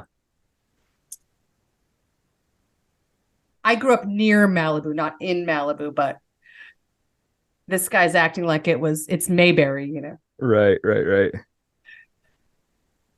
Oh man, I hate the Eagles, man. Who doesn't hate the Eagles? I don't. That's a real low moment for the dude here. Yeah, because it's very undude to ask the black cab driver to turn the Eagles off. Yeah. Not he had a very rough nice. night. The guy's obviously in like African too. It's just like, I love that this guy loves the Eagles, the driver. Yeah. He loves the Eagles the way that the dude loves Creedence. Yep. Get out of my cab. Yeah. I don't think that's legal to pull your customers out. Probably not. That ain't legal either. No. Neither is owning a marmot. No. Not within city limits. There was look who it there is. She goes. Bunny in her car with all of her toes. Right. Yeah. There was some trivia saying that there are like 272 F words in the movie. The license plate of Bunny's red convertible spells Lapin, French translation of rabbit or bunny. Mm-hmm. What? Wow. 272. Yeah. Those are rookie numbers. You gotta get those numbers up. Yeah. Hey, the guy studied Wittgenstein, Brad. They're gonna They're gonna lay symbols It's everywhere, true. aren't they? It's true. Mhm. So now his house has been ransacked. Oh yeah, and he trips over his own. Yeah. Yeah, right.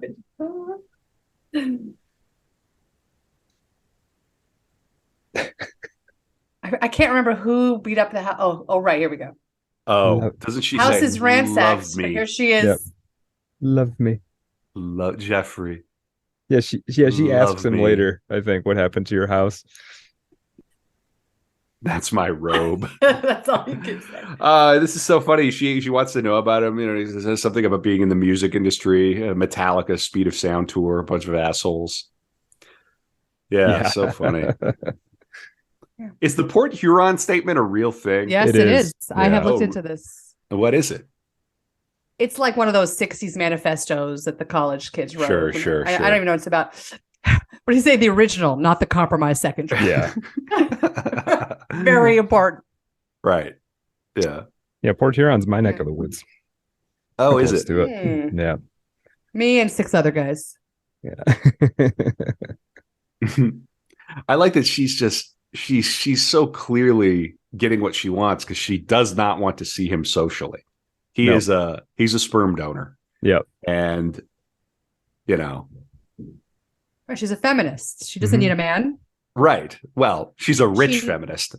She needs his Johnson. hmm Hmm. It's a zesty enterprise.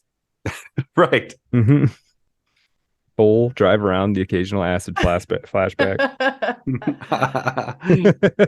She's like, we have nothing in common, Jeffrey. No. This is not going to work out. But didn't you guys always want a sequel called The Little Lebowski about their child? I just always Oh, wow. think that would happen.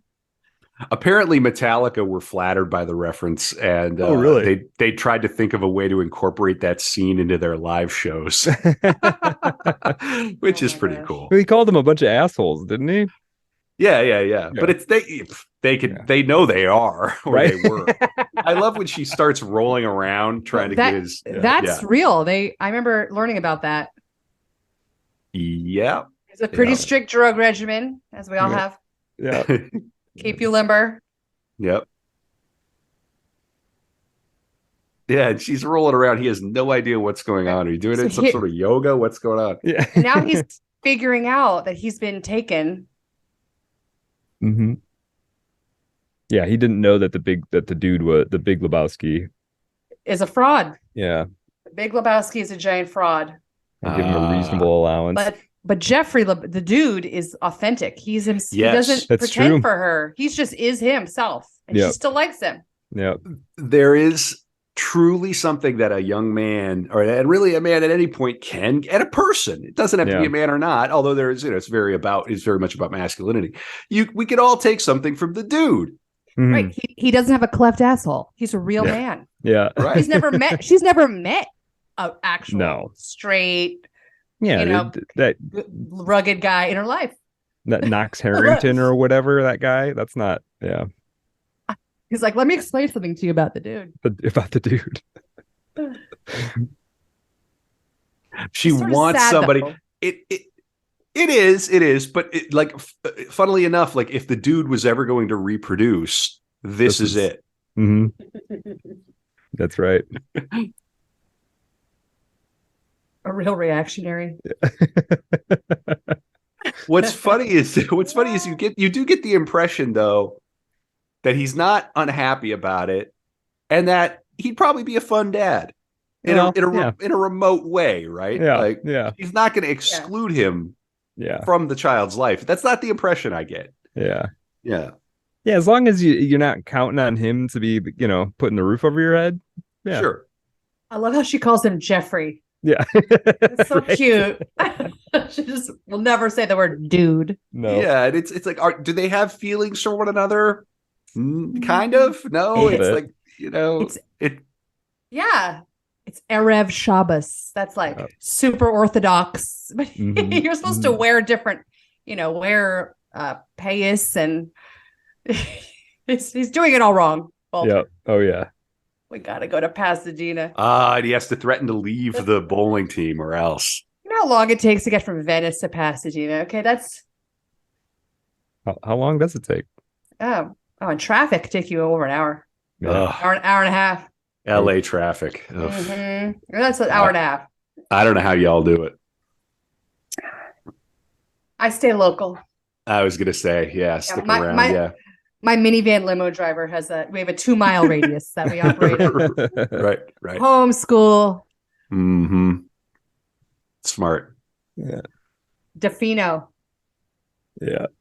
This guy's a great actor. I'm a too. brother Seamus. Mhm. He's so good. Yeah, go ahead. This guy's so good in The Man Who Wasn't There. You guys, I'm sure you guys, Kevin, you've seen The Man Who Wasn't There, right? I don't know that I have, or if I have, it's been a while. That's the Coen Brothers black and white movie with Billy Bob What? Thornton and James Gandolfini. I don't think I saw that one either. So good, so good. He plays he plays a guy who is trying to drum up investment for dry cleaning. It's set in like the early 50s. Have I seen it? No. She's not my special lady. She's my lady friend. I'm just helping her conceive, man. Right. So special lady and lady friend, that distinction. Yeah. It's not real. The same thing. Yeah. The Knutsons. Who the fuck are the Knutsons? Yep. Okay. I use this joke too much. Yeah. You can't keep them down on the farm once you've seen Carl Hungus. Yeah. Yep. That's come up on the pod before. Yeah. Fawn Knutson. Right. Perfect. What a name. That's a perfect Minnesota name. Yeah. She is. Oh, and then they show Yeah. the picture of the farm, man. It's like, look what LA did to her. This You're right. nice girl, Right. nice Minnesota girl. Look how she grew up. Moorhead, which may as well be North Dakota. It's right by Fargo. It's Fargo, Yeah. Moorhead. Yeah. Mm. I always joke about how you feel bad for the Moorhead cheerleaders having to cheer Moorhead. Oh God, you're right. Oh, ooh. The Knutsons. So amazing. Let's see. And then stay away from my lady friend. Yeah. Apparently the blue Volkswagen wagon driven by the PI is the same car or a similar car to the one driven by the fellow in Blood Simple. Okay, and here's Amy Mann on the left. Is that Amy Mann? Yes, it is. I did not know that. Who they cut off her toe. That she's the nihilist mall, and she did, the soundtrack to Magnolia, which starring Philip Seymour Hoffman and Julianne Moore. Yeah, what a great album! I didn't know that was Amy Mann. There is something that cracks me up about a nihilist ordering pancakes. Yes, and just this Pfannkuchen, Lingonberry. Yeah. I mean, it's just these sort of, you assume somewhat sophisticated German nihilists, but criminal, evil people, right? Sitting at a goofy pancake restaurant with pancake-shaped menus. It's just hilarious. On its face, it's hilarious. And also, if you have to explain to somebody why that's funny, this is not the movie for them. Yeah. And yet there's enough humor in the film that I think, it's a cult classic. Yeah. The briefcase was empty. Yeah. The critics were apparently kind of baffled when this came out. Oh, I'm sure. What? Yeah. What is this? Yeah. It is bad. It is a little bad. It's weird. I think the first time you see it, it is a little it doesn't work like any other movie. It works like very few other movies, I guess. Yeah, it operates on different rules. It's not really a movie so much as some sort of experience that you just have to kind of internalize. Yeah. Right. The dude isn't really active. He's a reactive character. Right. It all is sort of happening to him. Yeah. Yeah. It breaks all the save the cat rules. And you stop being Polish Jewish. Catholic. Oh man. There's Cynthia thing. It's so sad. They were divorced 5 years ago and he's still Shomer Shabbos. Yeah. What does he think is going to happen? He's going to meet a nice Jewish girl? Right. Maybe. Yeah. Walter's like return with a V. Right. I am living in the past. Yeah. Right. I do want to return. return. Yeah. From 3,000 years of history, from Moses to Sandy Koufax. Right. Great Jews in sports. And then he says, Jesus. Yep. Walter's been right about everything. He has. He's not right about the Big Lebowski's spinal cord injury. That's true. Yep. Was she nude out there? Another naked lady sighting? Yep. Who am I? I'm a veteran. That's right. Oh You're gonna man. pull a piece on Brant. Yep. Yeah. Yeah. Brant's just pick it up. Yeah. And it's so funny because Walter keeps saying Jesus, dude. Right. And he's supposed to be this convert to Judaism, but Right. yeah.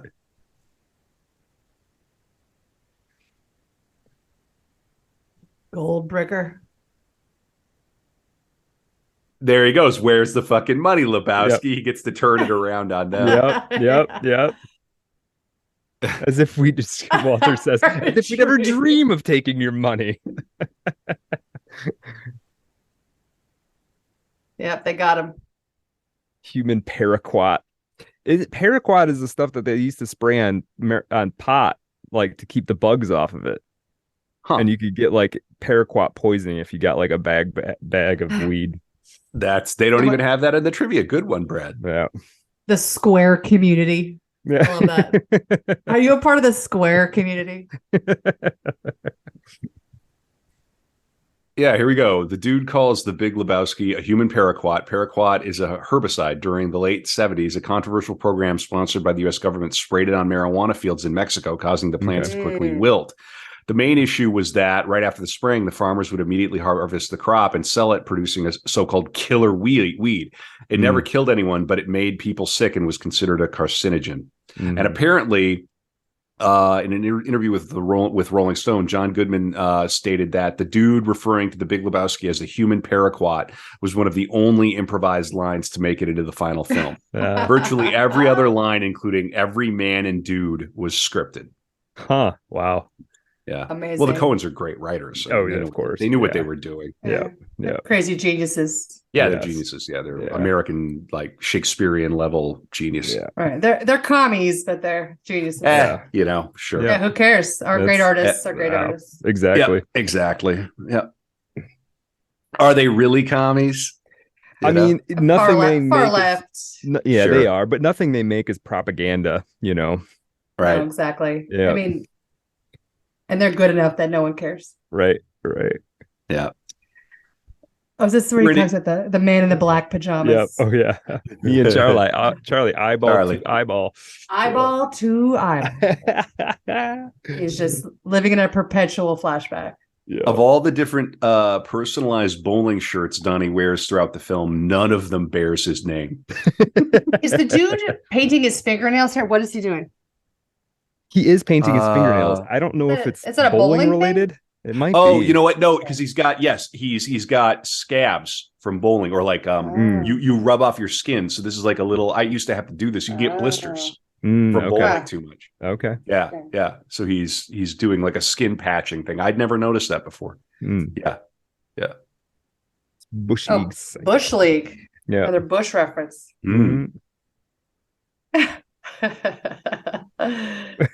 John Turturro's so great. Yeah, no, it says James G. Hoosier is this guy to the left. He is Quintana's parole officer. Nice. Oh, I guessed that. Nice. Are you serious? Oh Very no! good. I'm sorry. No, I take it back. It's this Quintana's partner. Sorry. Oh, my bad. Let's just pretend he's the patrol. Yeah. Okay. We'll just pretend. Yeah. That's great. Okay, here we have the final battle. Yeah. I love that they bring a stereo. The final death of the dude's car. Mm-hmm. A lot of death in this scene. Is hilarious. Am I right in thinking there's more like Nagelbet music here? Yeah, they're playing their own music. They're playing the music on the boombox. Yeah. That's their like battle music. Yeah. They're no, Donnie, these men are nihilists. There's nothing to be afraid of.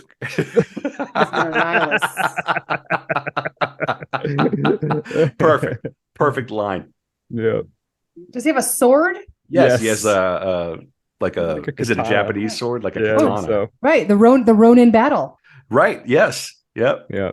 That's what a ransom is. There are rules. Mm-hmm. Yep. That's right. His girlfriend gave up her toe. Now they're just whining. Yeah, who's perfect. Who's the nihilists around here? You bunch of crybabies. Dude's just trying to talk sense into them. Yeah. So good. But like, I would like my undies back. these men are these cowards. men are cowards. They're the real men. Yeah. Right. Oh no. Yeah. The dude here is the pacifist, trying to kind of settle things down, but Yeah. Walter's ready to Line in the sand. fight. Yeah. Line in the sand. No, you're not going to let these kraut nihilists stick you up outside of the bowling alley. No. Yeah, he's a Jewish man. He's had it with the Germans. Okay, That's right. Yes. Yep. Well, but of course he's Polish Catholic, so on that front too, he would. Yeah. Should have a similar either way. the Polish feeling Catholics toward- they got hosed too. Yeah, it didn't work out well for the Polish folks. He's got multiple beefs. It looks like it's not a katana. It actually looks like it's like some sort of a saber. Well, speaking of the ear, the ripped off ear. Oh yeah. Yeah. we go. Oh yeah. Going back to Lynch. Ugh. Spits it up in the air. Oh. Oh yeah, that's awful.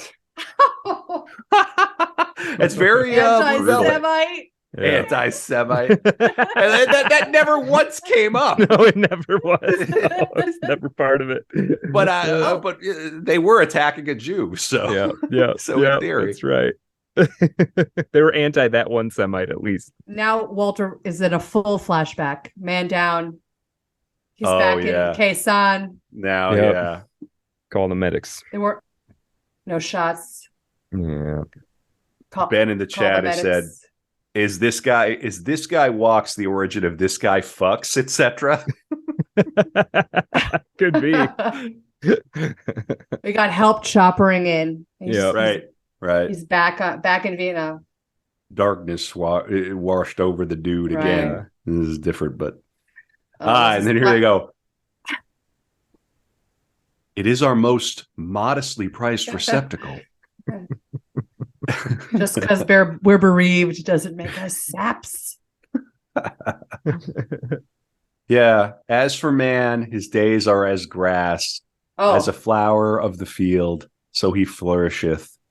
Yeah, interesting.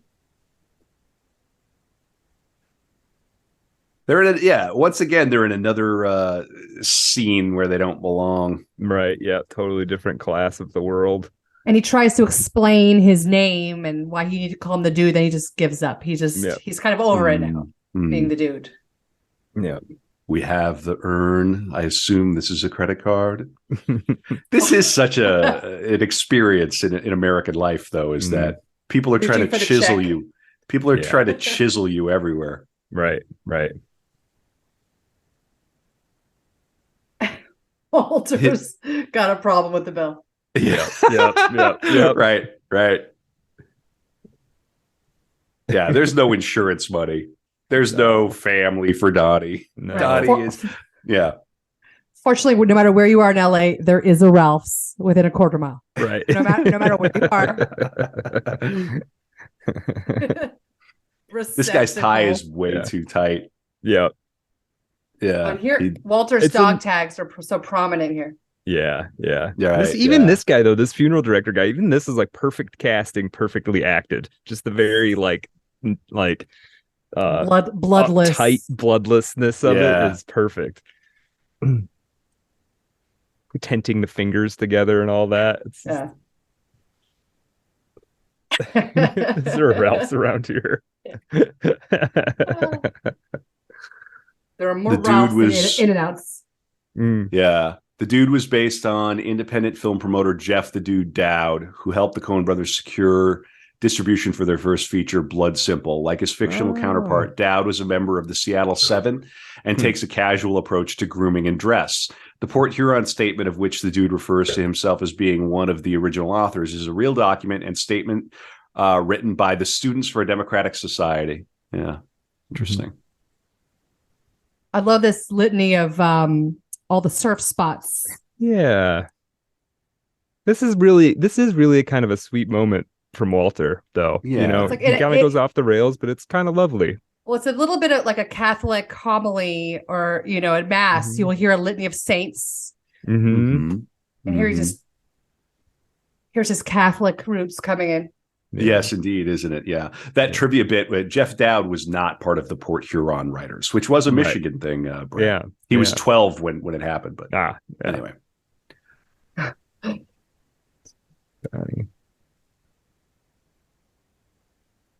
Ben says mortuary is actually a grift in real life. I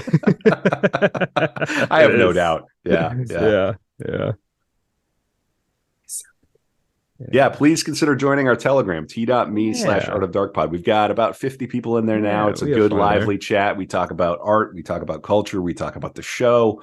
We figure out ways to grift, to grift the pod, to share the pod with more people. Yeah, this scene is really moving. And when the ashes get blown back, it's a laugh, but I really think there's a metaphor in it. I think it means something. When the wind blows it back east. Back to the land. There's no. Oh, this scene I just remembered is how you find out how they know each other. They're surf buddies. Wait, the dude and Walter? I think so. Yeah. I don't know. You kind of get that feeling that that's how they originally met. Yeah. This is a funny bit of trivia. After Steve Buscemi's character has died and is being remembered, all that remains of him are his ashes, which blow all over the dude when Walter scatters them at the ocean. This is part of a 3-movie running gag where the visible remains of Buscemi's characters get smaller and smaller. In Miller's Crossing, 1990, Buscemi is last seen as a whole dead body on the ground. And in Fargo, 1996, all that remains of him is a severed leg being fed into a wood chipper by his killer, played by Peter Stormare, who also portrays one of the nihilists here. So they're slow. Finally, they've reduced Buscemi to ash, and it's a gag. Yeah, that's funny. I'd never thought of that. Such a great buddy picture. It really is. Yeah. The dude has finally lost his cool with Walter, but poor Walter's lost his buddy. They lost their bowling buddy. Yeah, and Walter does have that moment there. It is kind of sweet. You talk about like masculinity, and we have all these conversations about men and their feelings, blah blah blah blah blah. Walter does hit that point where he's after all of this, always thinking he's right kind of thing throughout the movie. He's like, dude, I'm sorry. It's like a real vulnerable moment for real him. men also cry. Exactly. Yeah. True. It's just not about everything, It's, how Walter is so verbally abusive to Donnie. But when he's dead, he's just suddenly he's so kind. Reverts to like Polish Catholic mode. Yeah. 2 oat sodas, Gary. Oat sodas. I love that. Now he's sort of he's like into kind of Western mode. Yeah. Right? He's got the black armband, which cracks me up. He's in a good mood. Oh.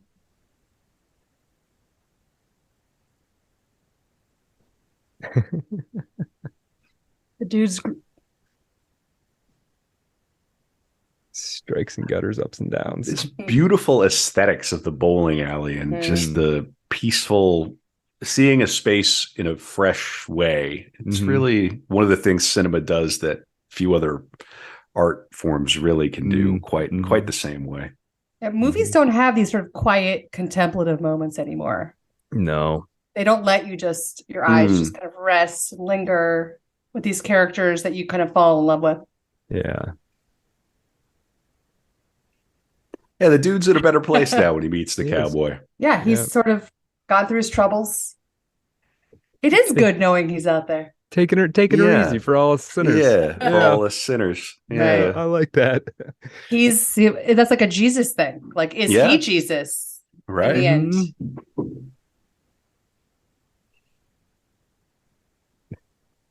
Yeah, the trivia here is saying the dude has a habit of repeating phrases he hears from others. Yeah. The dude's line, "The dude abides," is a reference to Ecclesiastes 1:4. One generation passes away and another generation comes, but the earth abides forever. It is a reference to how the dude, much like the earth, can weather change and chaos around him, but still remain the same.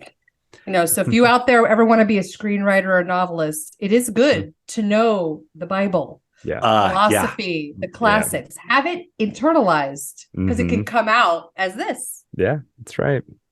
You can even go ahead. You could even have the Bible open while you're writing. Yeah.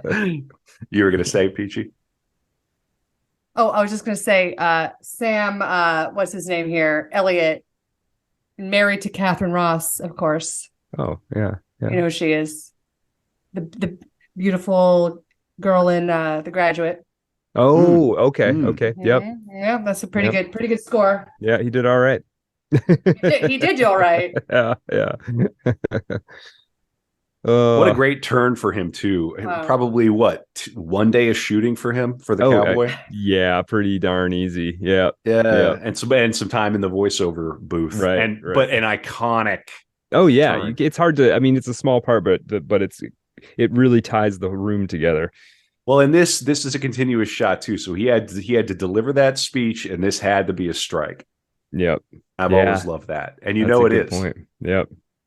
They don't even let you see it, but it's a strike right at the end. Yeah. I think it's beautiful. Hey, and we did it. We did another watch party. So hopefully people enjoy these. Peachy, that was great. Yeah, that was so much fun. What a movie. What a film. Felt good. Yeah, I feel cozy. Felt cozy when it started. I feel cozy now. Yeah, we're ready for Thanksgiving. Mm-hmm. Yeah. Right? Yeah.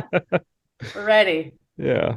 It's a very affirming film. It's a comedy. It's not a black comedy, like a dark comedy. Although it gets dark, it's a sweet movie. It's very sweet. It's got heart. It does. Yeah. And in a lot of the laughs, I don't know, maybe the first time it's laugh out loud. To me, it's not a I mean, there are moments you laugh out loud, but a lot of it is like Norm Macdonald talks about like the difference between comedy that makes you laugh and comedy that makes you smile. And for me, The Big Lebowski is a little bit more in that smile camp. It's something about it, just like, it makes you smile, but then you take it with you and you crack your friends up in real life. It's a movie that you want to inhabit. It has this uncanny power. It really does. Go on, Peachy. It is a little bit mysterious. Like, why am I drawn to it? Why are people who love this movie drawn to it?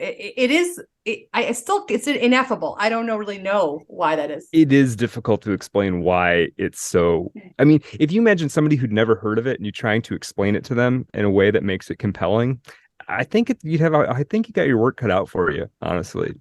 One thing that somebody that it's good. Yeah. One thing I'm going to take away from this screening of it that we did in our conversation is that I think that the attention to detail and the scenic design and the commitment of these great actors to such a unique script and a funky idea, it kind of creates that quality where the love and the care that went into making this film comes over.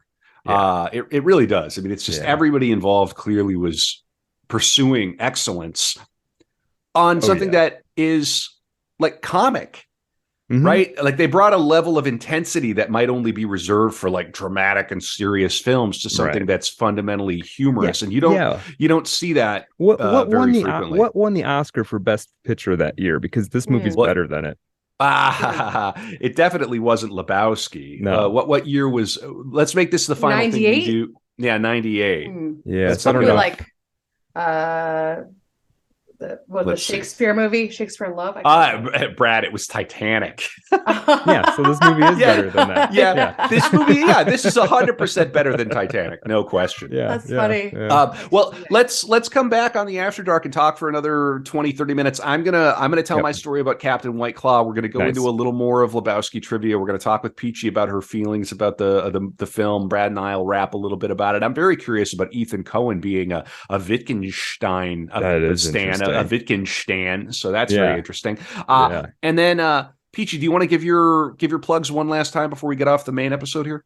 Oh, sure. So you guys can follow me on Twitter at Keenan Peachy.